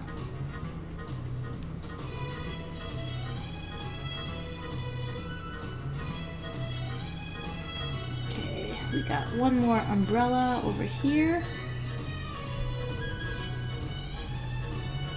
That's 3 umbrellas. We might need more umbrellas. We're gonna need a bigger umbrella. This kid will be wearing an umbrella. There we go.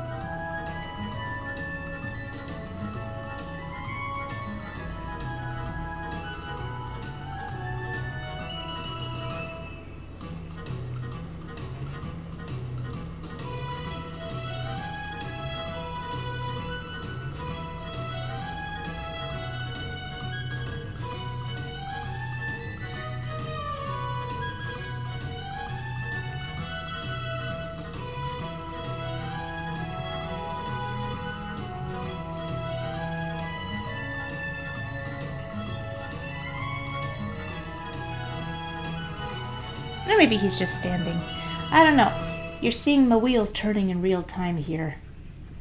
Not a pretty picture.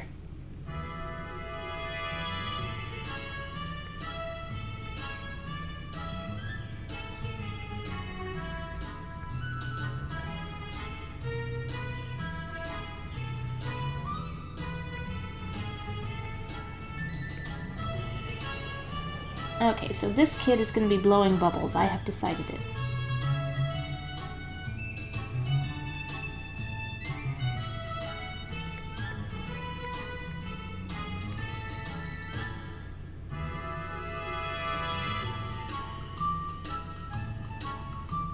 Now it's gonna look like he's holding a beer. No, I guess I was gonna have the dad or grandpa holding the bubble stuff.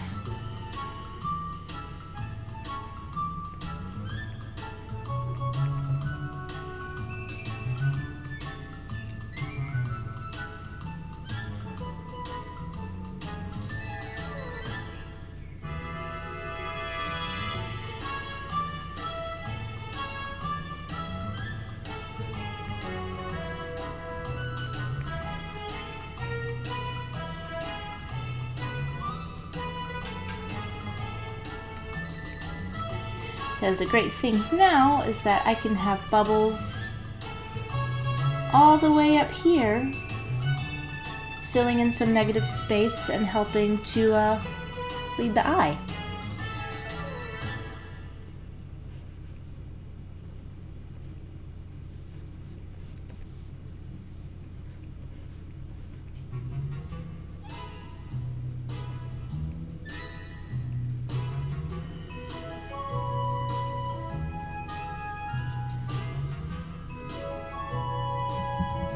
Now I need to make this bubble dispenser smaller.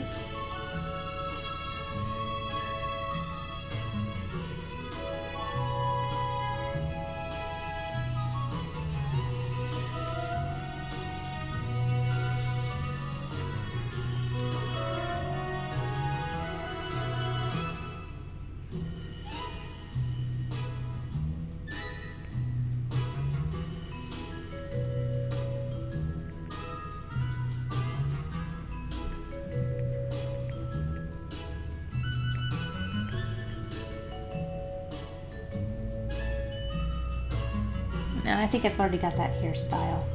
Let's see, what kind of hairstyle? I've got a lot of little boys. I'll make this a little girl.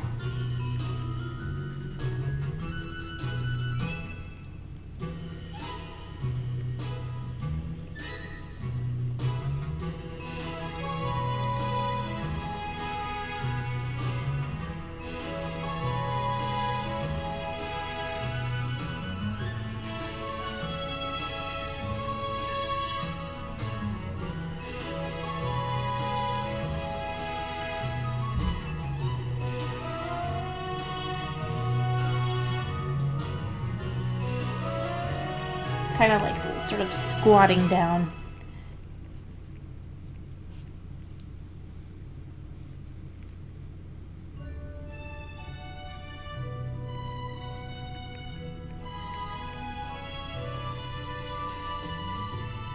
Nope, nope, nope, nope, nope, nope, nope, nope, nope, nope.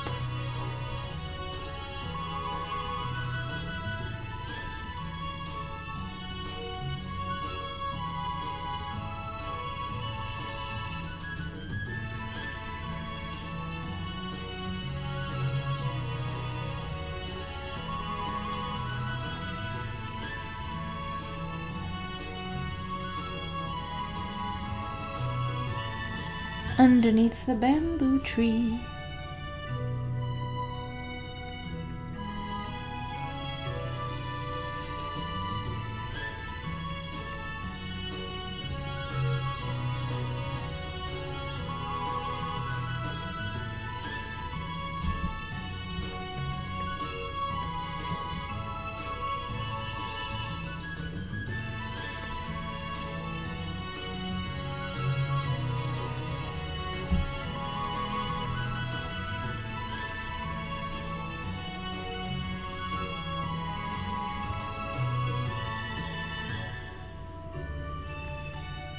Okay.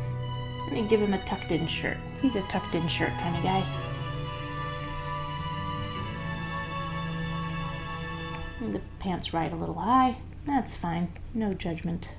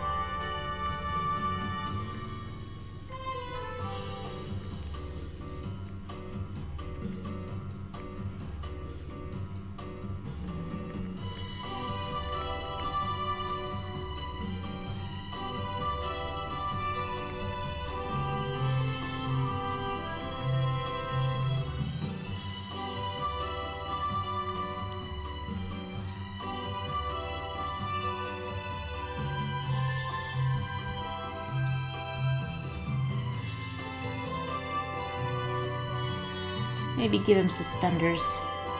Yeah, that's a grandpa thing. Suspenders and a belt. Super grandpa.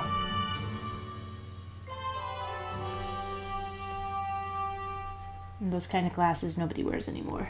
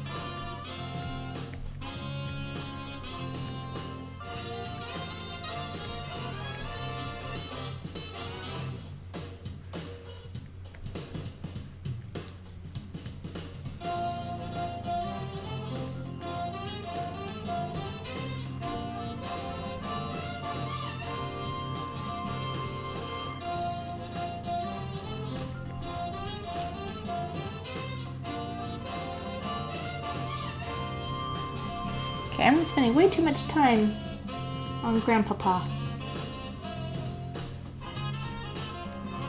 Okay, I think you're gonna need to have a bean-shaped head.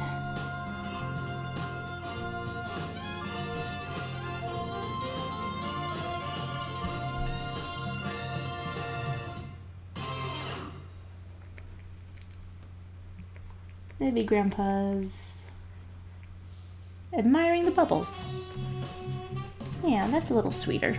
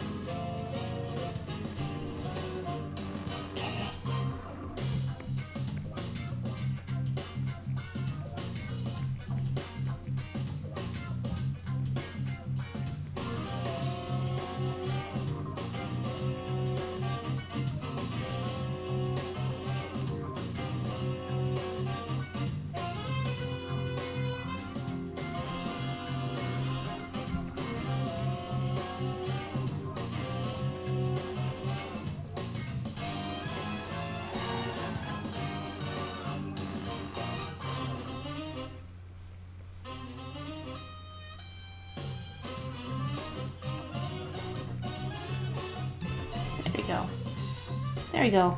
We needed one more umbrella.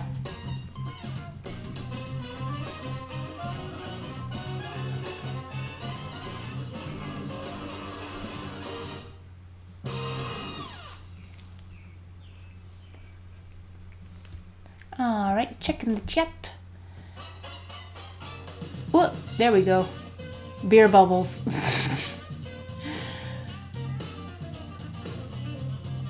Borky says, you like my art style. Does it have a name? Or are you talking about my art style? Oh, I missed a lot. Okay.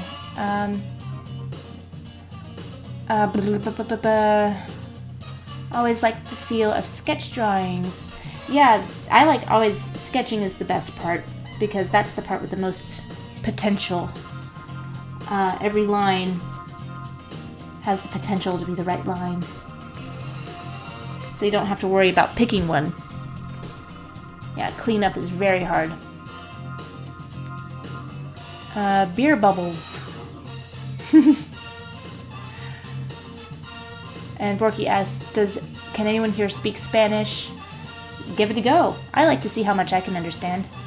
Que chevre. Wait, now I'm trying to speak French. Que chevre. I don't know what that means. Yo sé. I know. Grandparientes son interesantes. And Donnie says, heard this music before in Death Battle. What's this song called? Let's see. This is Yes Please Rescue Me by Wanda Shakes.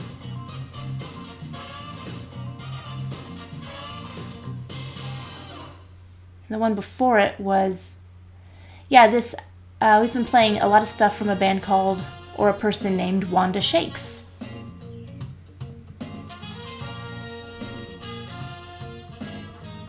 So it's all from Epidemic Sound, so it's quite possible that it was used in a game.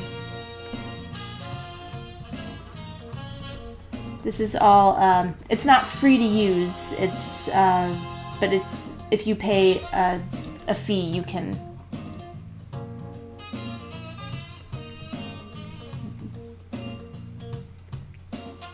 use these without, it's affordable music that you can get without a royalty.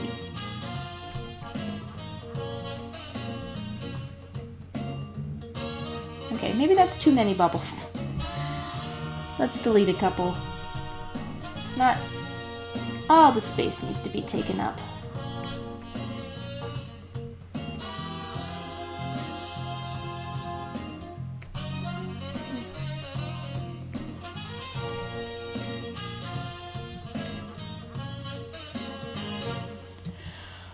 Okay, let's take a look. How are we doing?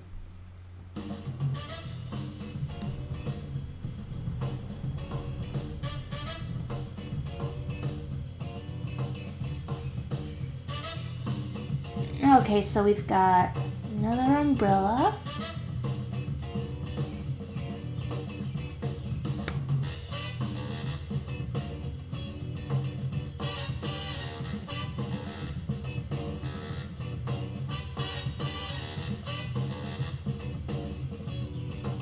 Okay. I think I got what I need to do next.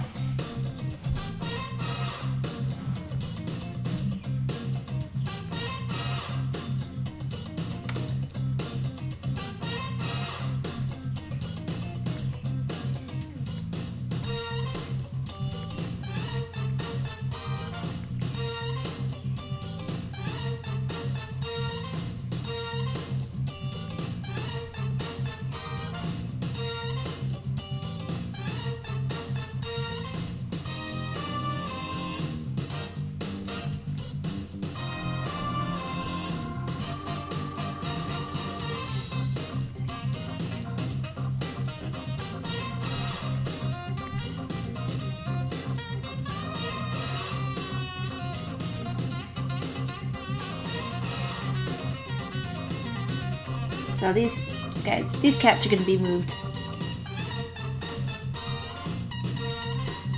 a little closer inland.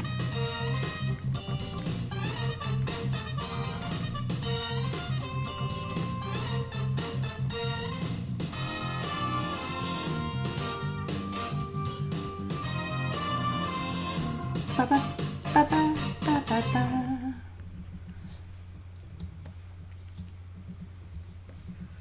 Okay, getting closer, getting closer. Thanks for bearing with me, guys. I hope this isn't too tedious. This is a lot of wheel turning.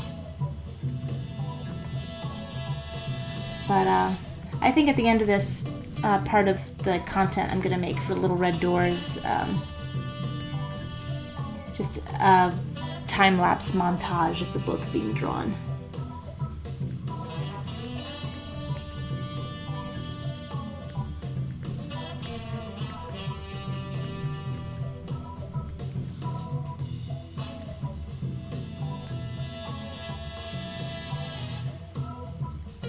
And Ice Cream Hero says, if I were to describe your art, I guess I would say 50s mixed with Warner Brothers. I like that. A lot of people say that I remind them of Hanna-Barbera, which I hope the animation doesn't remind me of Hanna-Barbera, but I wouldn't mind. I like the character design from Hanna-Barbera. I forget the name of the guy who did a bulk of their character work. Phenomenal talent. I can't remember his name. But he's like basically would draw a character and a great pose, and that's just how they looked forever. They'd have a little bit of lip flap, but that's about the extent of how much they would move.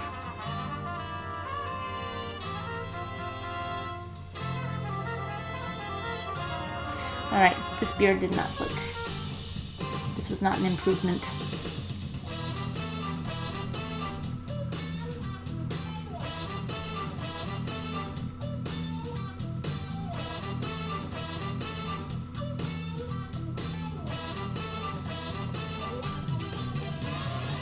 Now he looks like a hobo. Come on. He's supposed to look like a cool cat.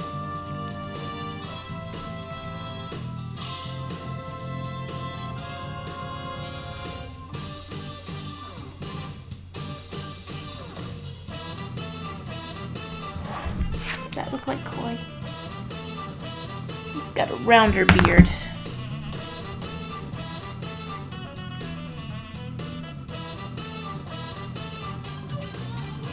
Maybe his hair's too fluffy.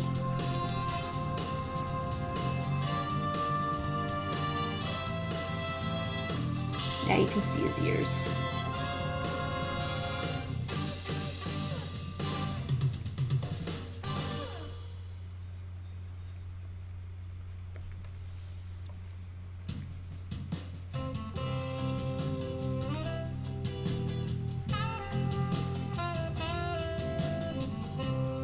Yeah, this will be like a nice little Easter egg.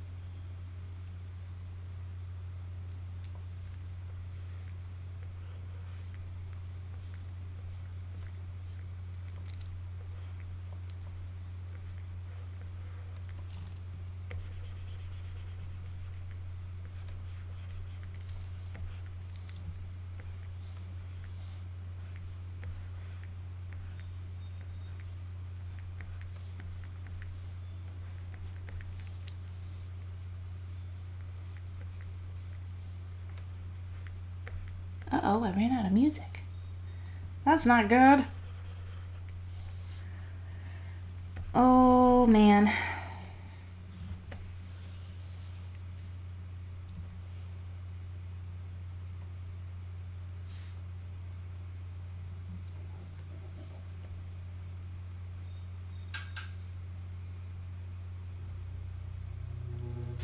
Maybe he needs to be smaller. She needs to be bigger.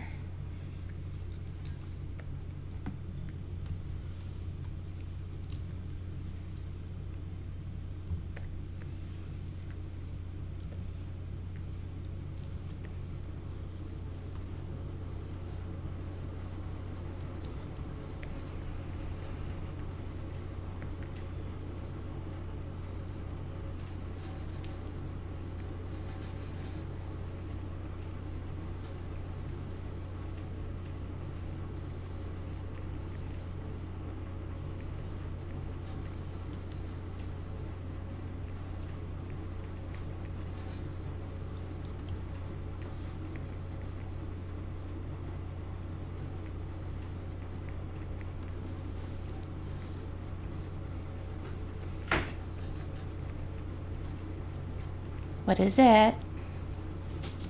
I'm still working. Dolly, what is it? I just really want to see your walk.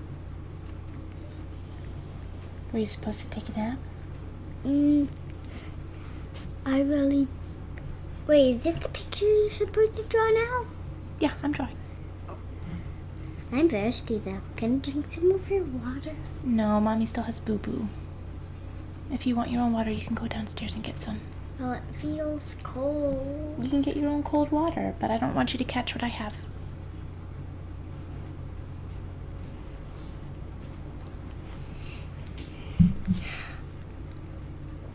Did you just draw a bird which is chasing? Dahlia. Do you need some help?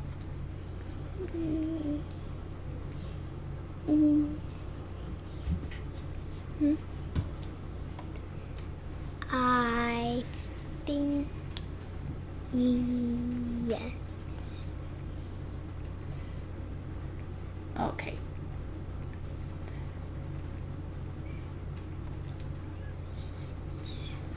Mama, is a little girl is a little girl running away from the doggy?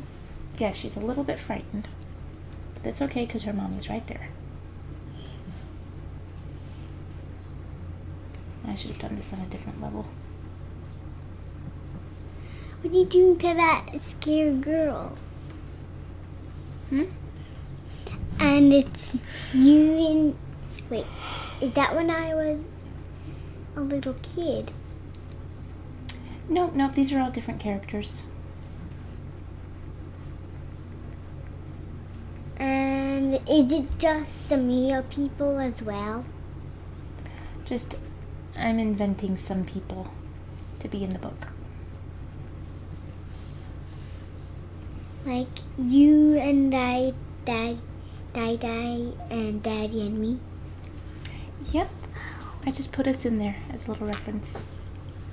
What about Gray? Dahlia. Can you please put Gray in it? I'll put Gray in it. Thank you. You're welcome. Bye. Okay. Let's see if I can find some more music. Funk. Let's double down on funk. Loading.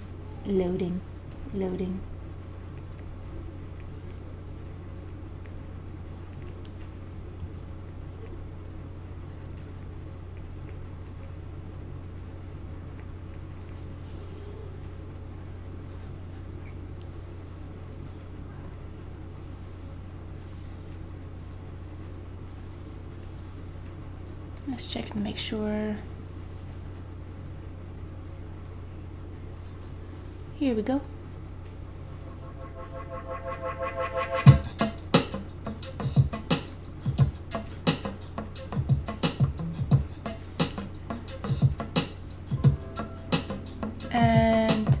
Oh, Ice Cream Hero. Found the name of the artist. Iwao Takamoto. Yeah.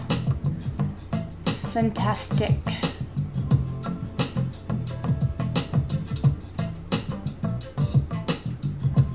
Naps, we need them like water. Yep.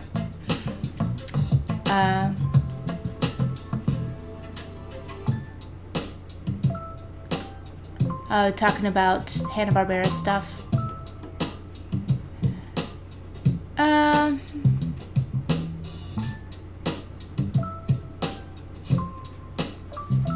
I've never found Hanna-Barbera cartoons to be that entertaining. Ooh, I got a subscription. Leo Miro just subscribed. Thank you very kindly.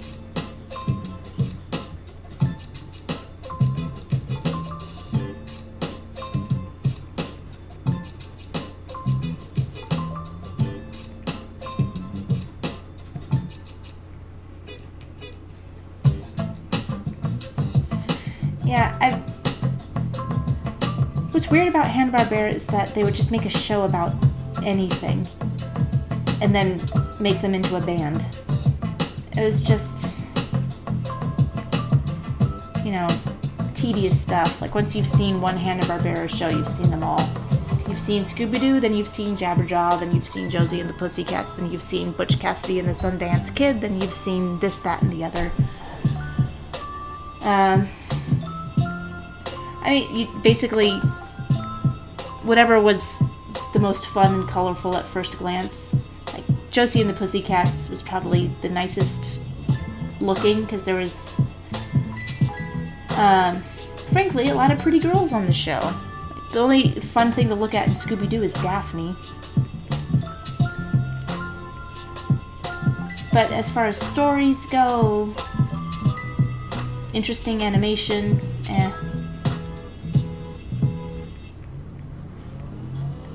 Basically, they just produce so much content, and it was like throwing a bunch of darts at a dartboard. I think people have a lot of affection for Scooby-Doo because we all watched it because it was just on at a time when there was nothing better to watch. And Scooby-Doo has been rebooted so many times that like several generations have this memory of watching Scooby-Doo and be like, oh, that's a thing I remember. There's only two versions of Scooby-Doo that I actually liked. One was a pup named Scooby-Doo, which actually had fun animation and actually made the characters have personality. Like, just... What is happening?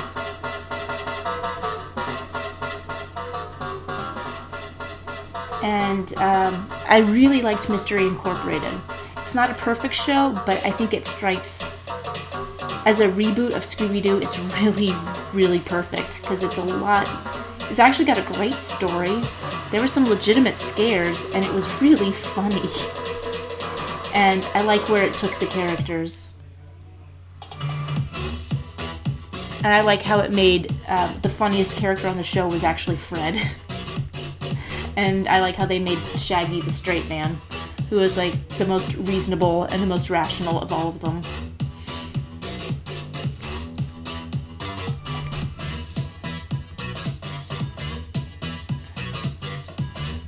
Yeah, I'm gonna change your face, darling.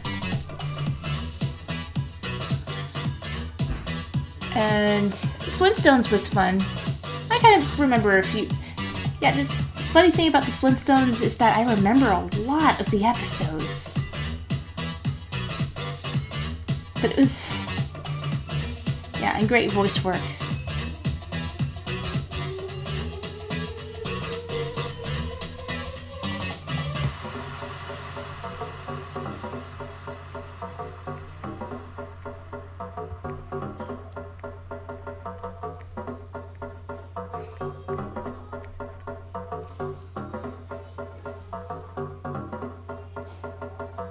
And the best Hanna-Barbera cartoon was Tom and Jerry. I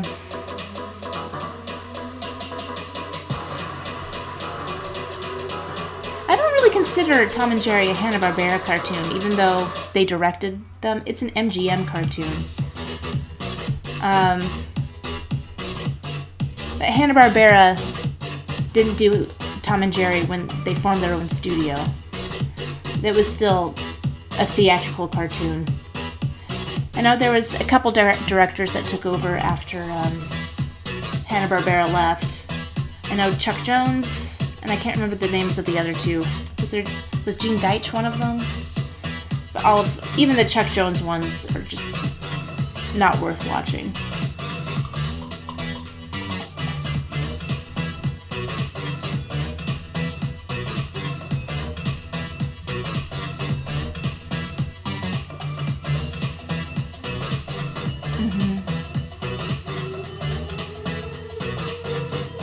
And we got some more people. Welcome, Ink Betweens. Hello, Alana. And hello, Julio. Welcome to the live stream. And hey, LJ. Glad you could join. But Ice Cream Hero says, I consider it Hanna-Barbera.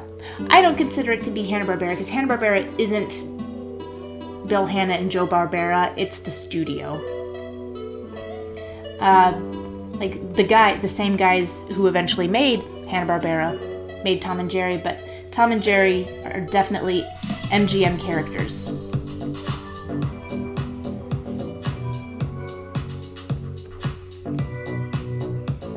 And the format of Tom and Jerry was theatrical release, shorts, not a series.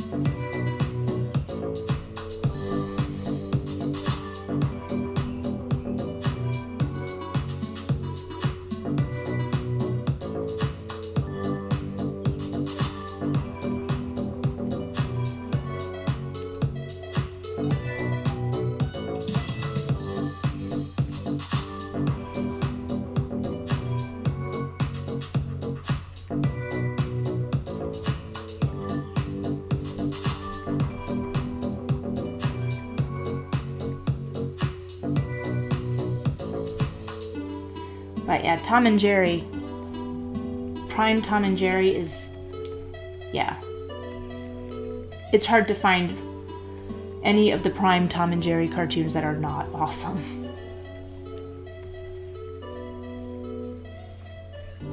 Just so much agony, so much suffering, so hilarious.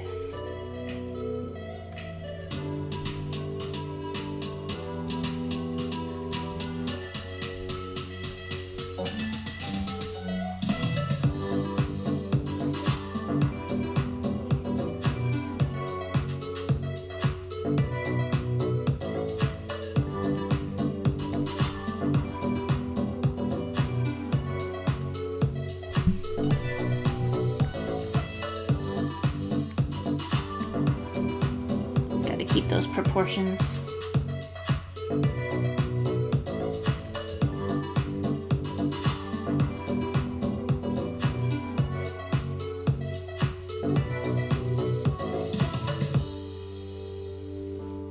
There we go.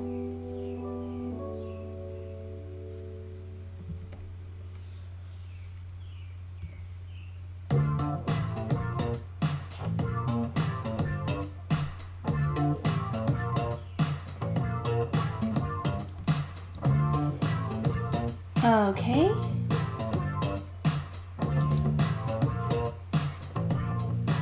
Oh, there's a lot more characters over here. Oof.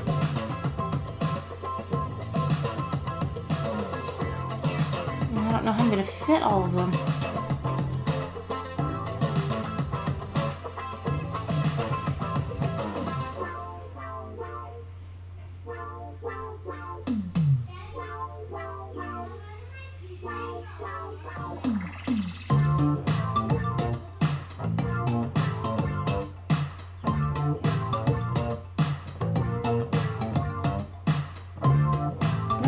Do.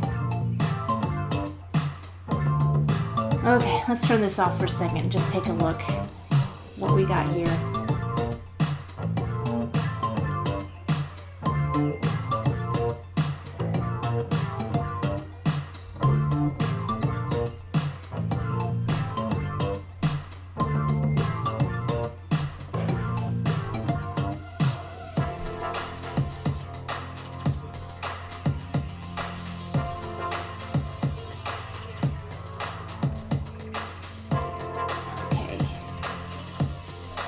the guide on.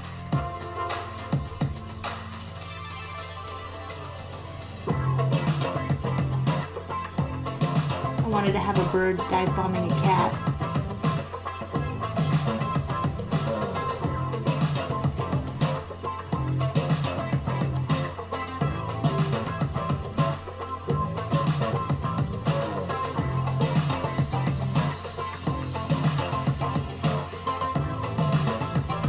Maybe that's not the best place for it.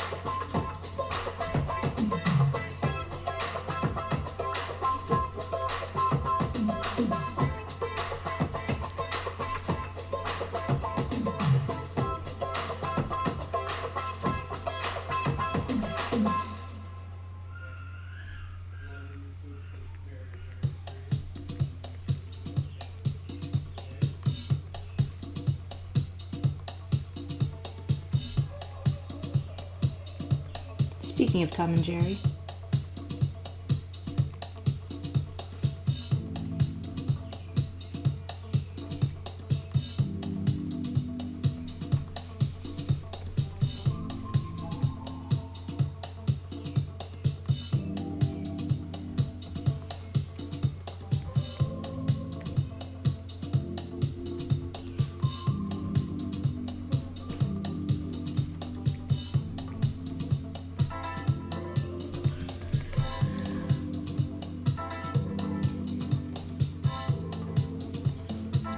I needed to have one. I should put this character in here.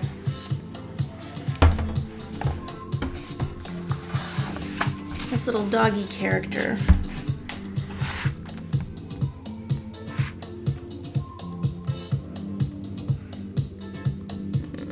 I'll make her a stuffed animal.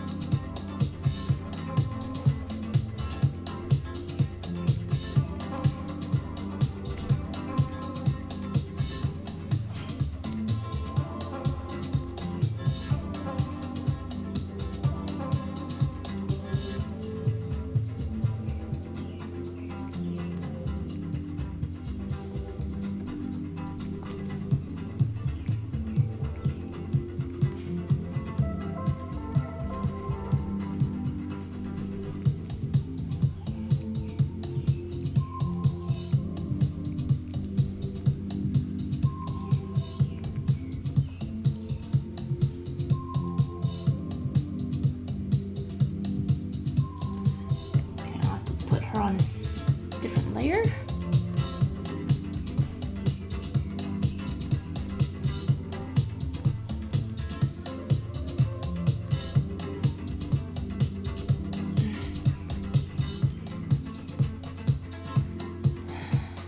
Okay.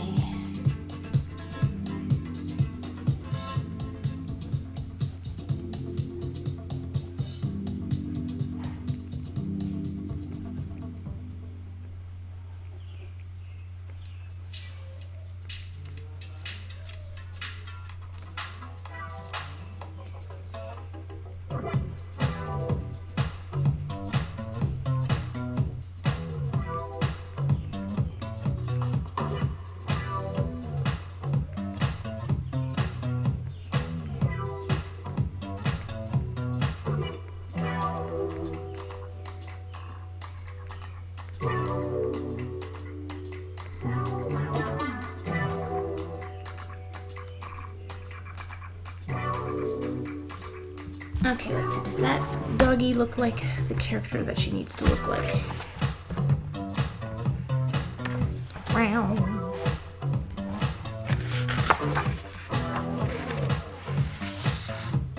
Okay, so she's got a stripe down the front and a lighter colored muzzle and a purple t-shirt.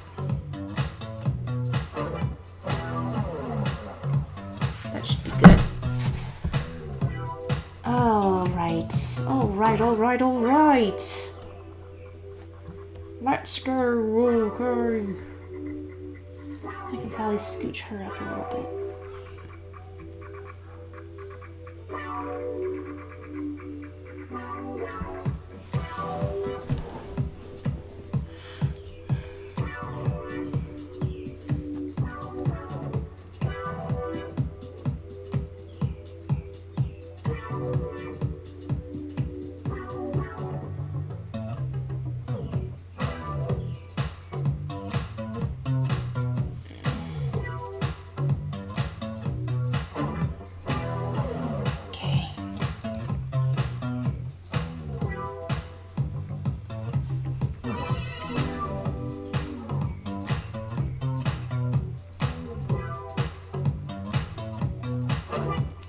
Got firefighter dad here.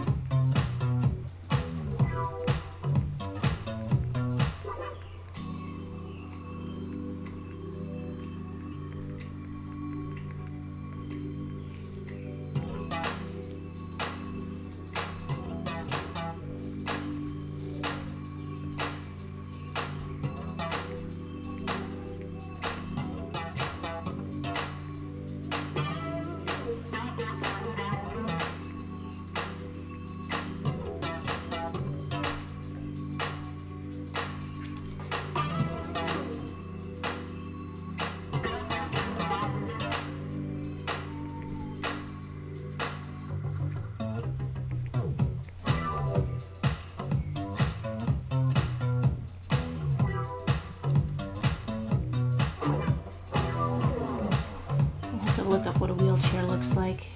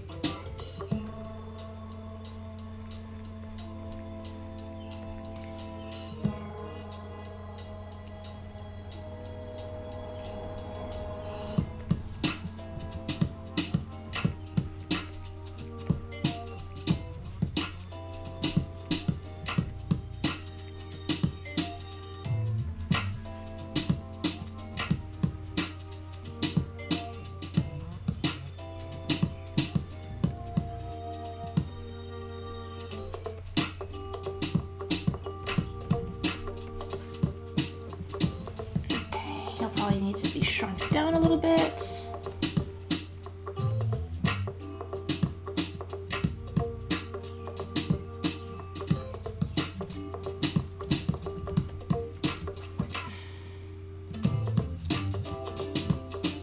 Actually, I don't know because he's about, maybe that mama needs to be shrunk down. That should be fine. Okay, well, I think...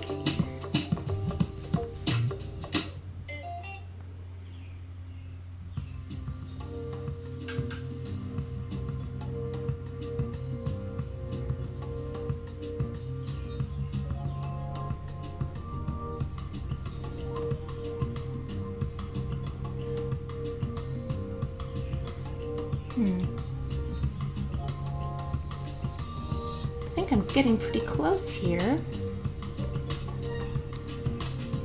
Characters 3.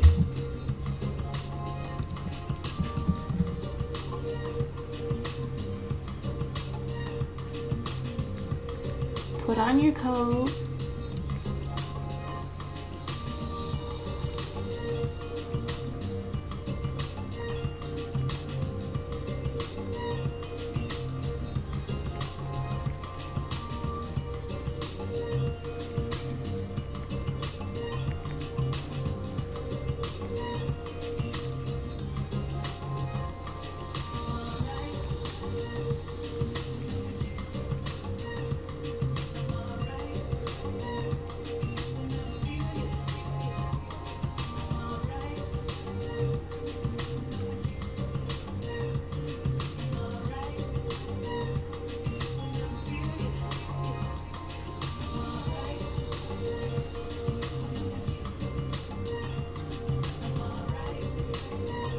Sorry, I keep forgetting to talk. Dog reminds me of Princess Leia from Star Wars. Yeah, those are her ears. I'll have to make that a little more distinct. Yeah, these are ears, not cinnamon buns. There.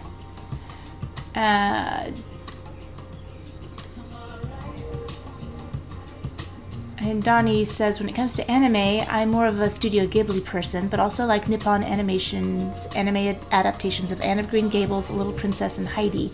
I've got to look those up, because that sounds perfect. I've been trying to, I've got a read-aloud, like a large print version of Charlotte's Web that I've been reading to my daughter, and I really love it, as I want to start reading her real books, not just like dopey picture books about colors and feelings and stuff like that. I want to find like nice big large print editions where she can follow along with me. And it's sort of, I'm having trouble with that, but maybe if I show her the movies, she'll be interested in reading the books that the movies are based on. I definitely love A Little Princess.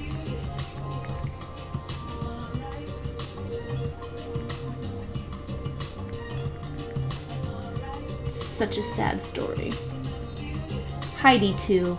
I just need to start reading her stories about orphans. It's time. So she'll appreciate me.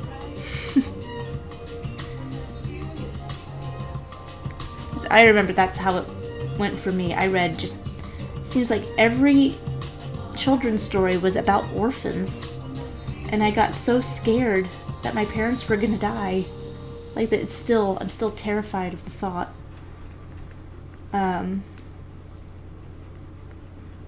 But it really made me love my parents even more, and just like, oh, I'm so glad my father doesn't have a head injury and can't remember who I am.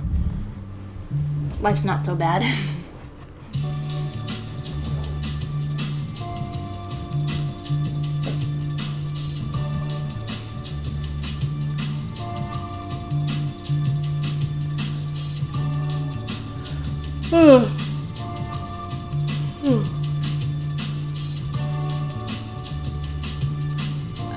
Ice Cream Hero says, watching more, I think, Studio Ghibli, because I don't like a lot of newer cartoons.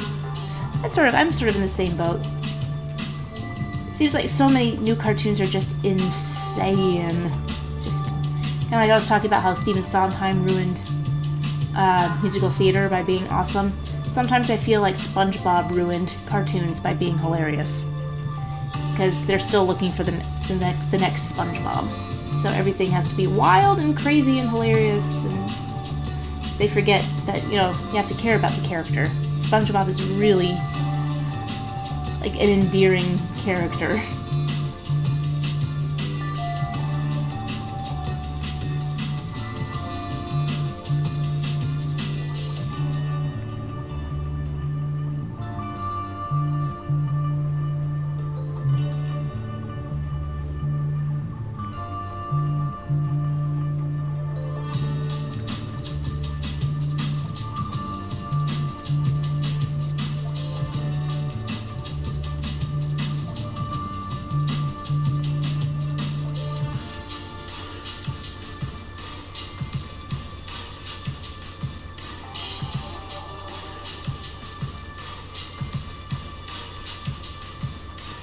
Mama trying to put the coat on the kid before he runs out into the street.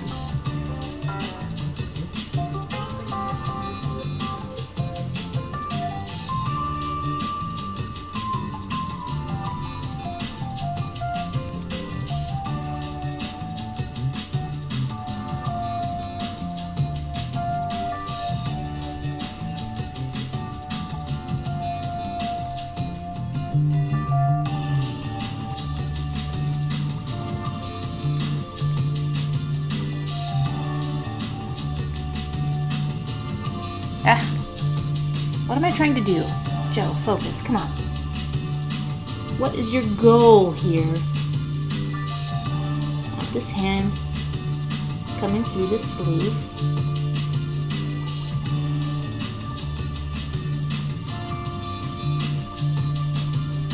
Okay, not the best, not the greatest. It'll probably do in a pinch.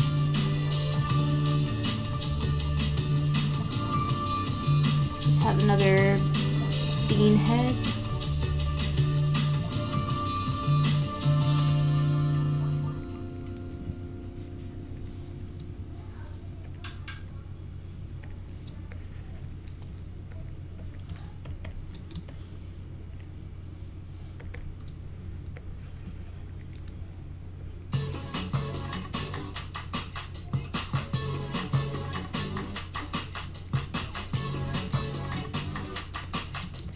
He sees his friends.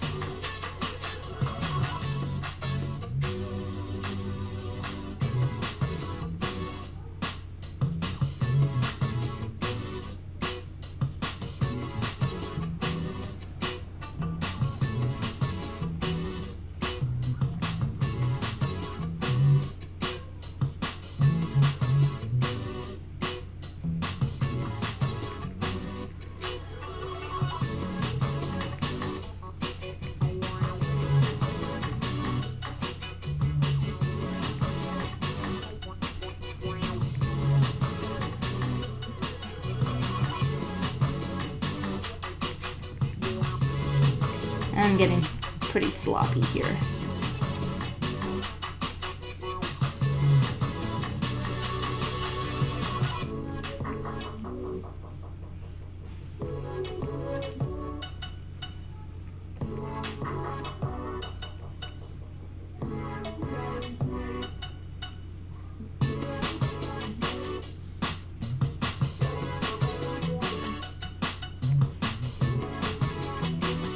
Instead of running, let's have her just sort of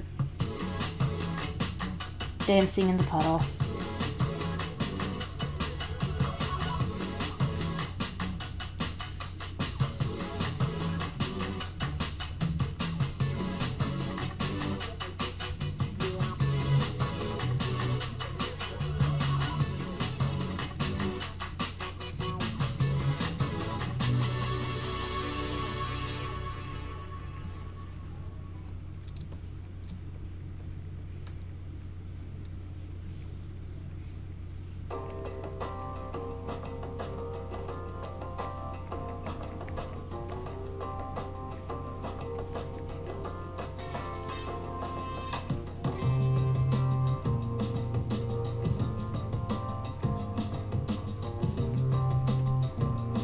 Trying to make the biggest splash ever.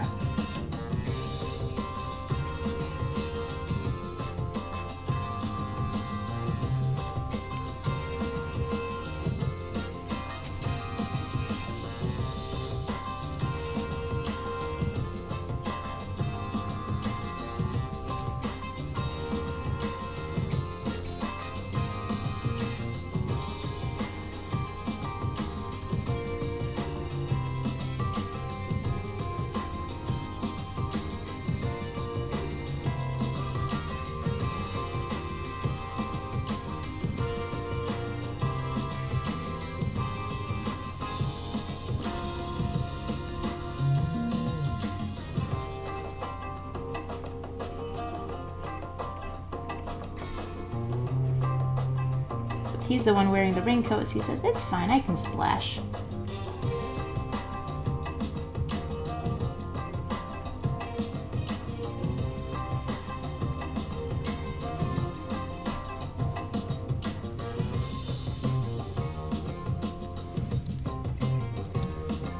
Okay, let's take this. Where's that? Okay, take this out. Take the guide out. It's pretty busy, I must say. Sign.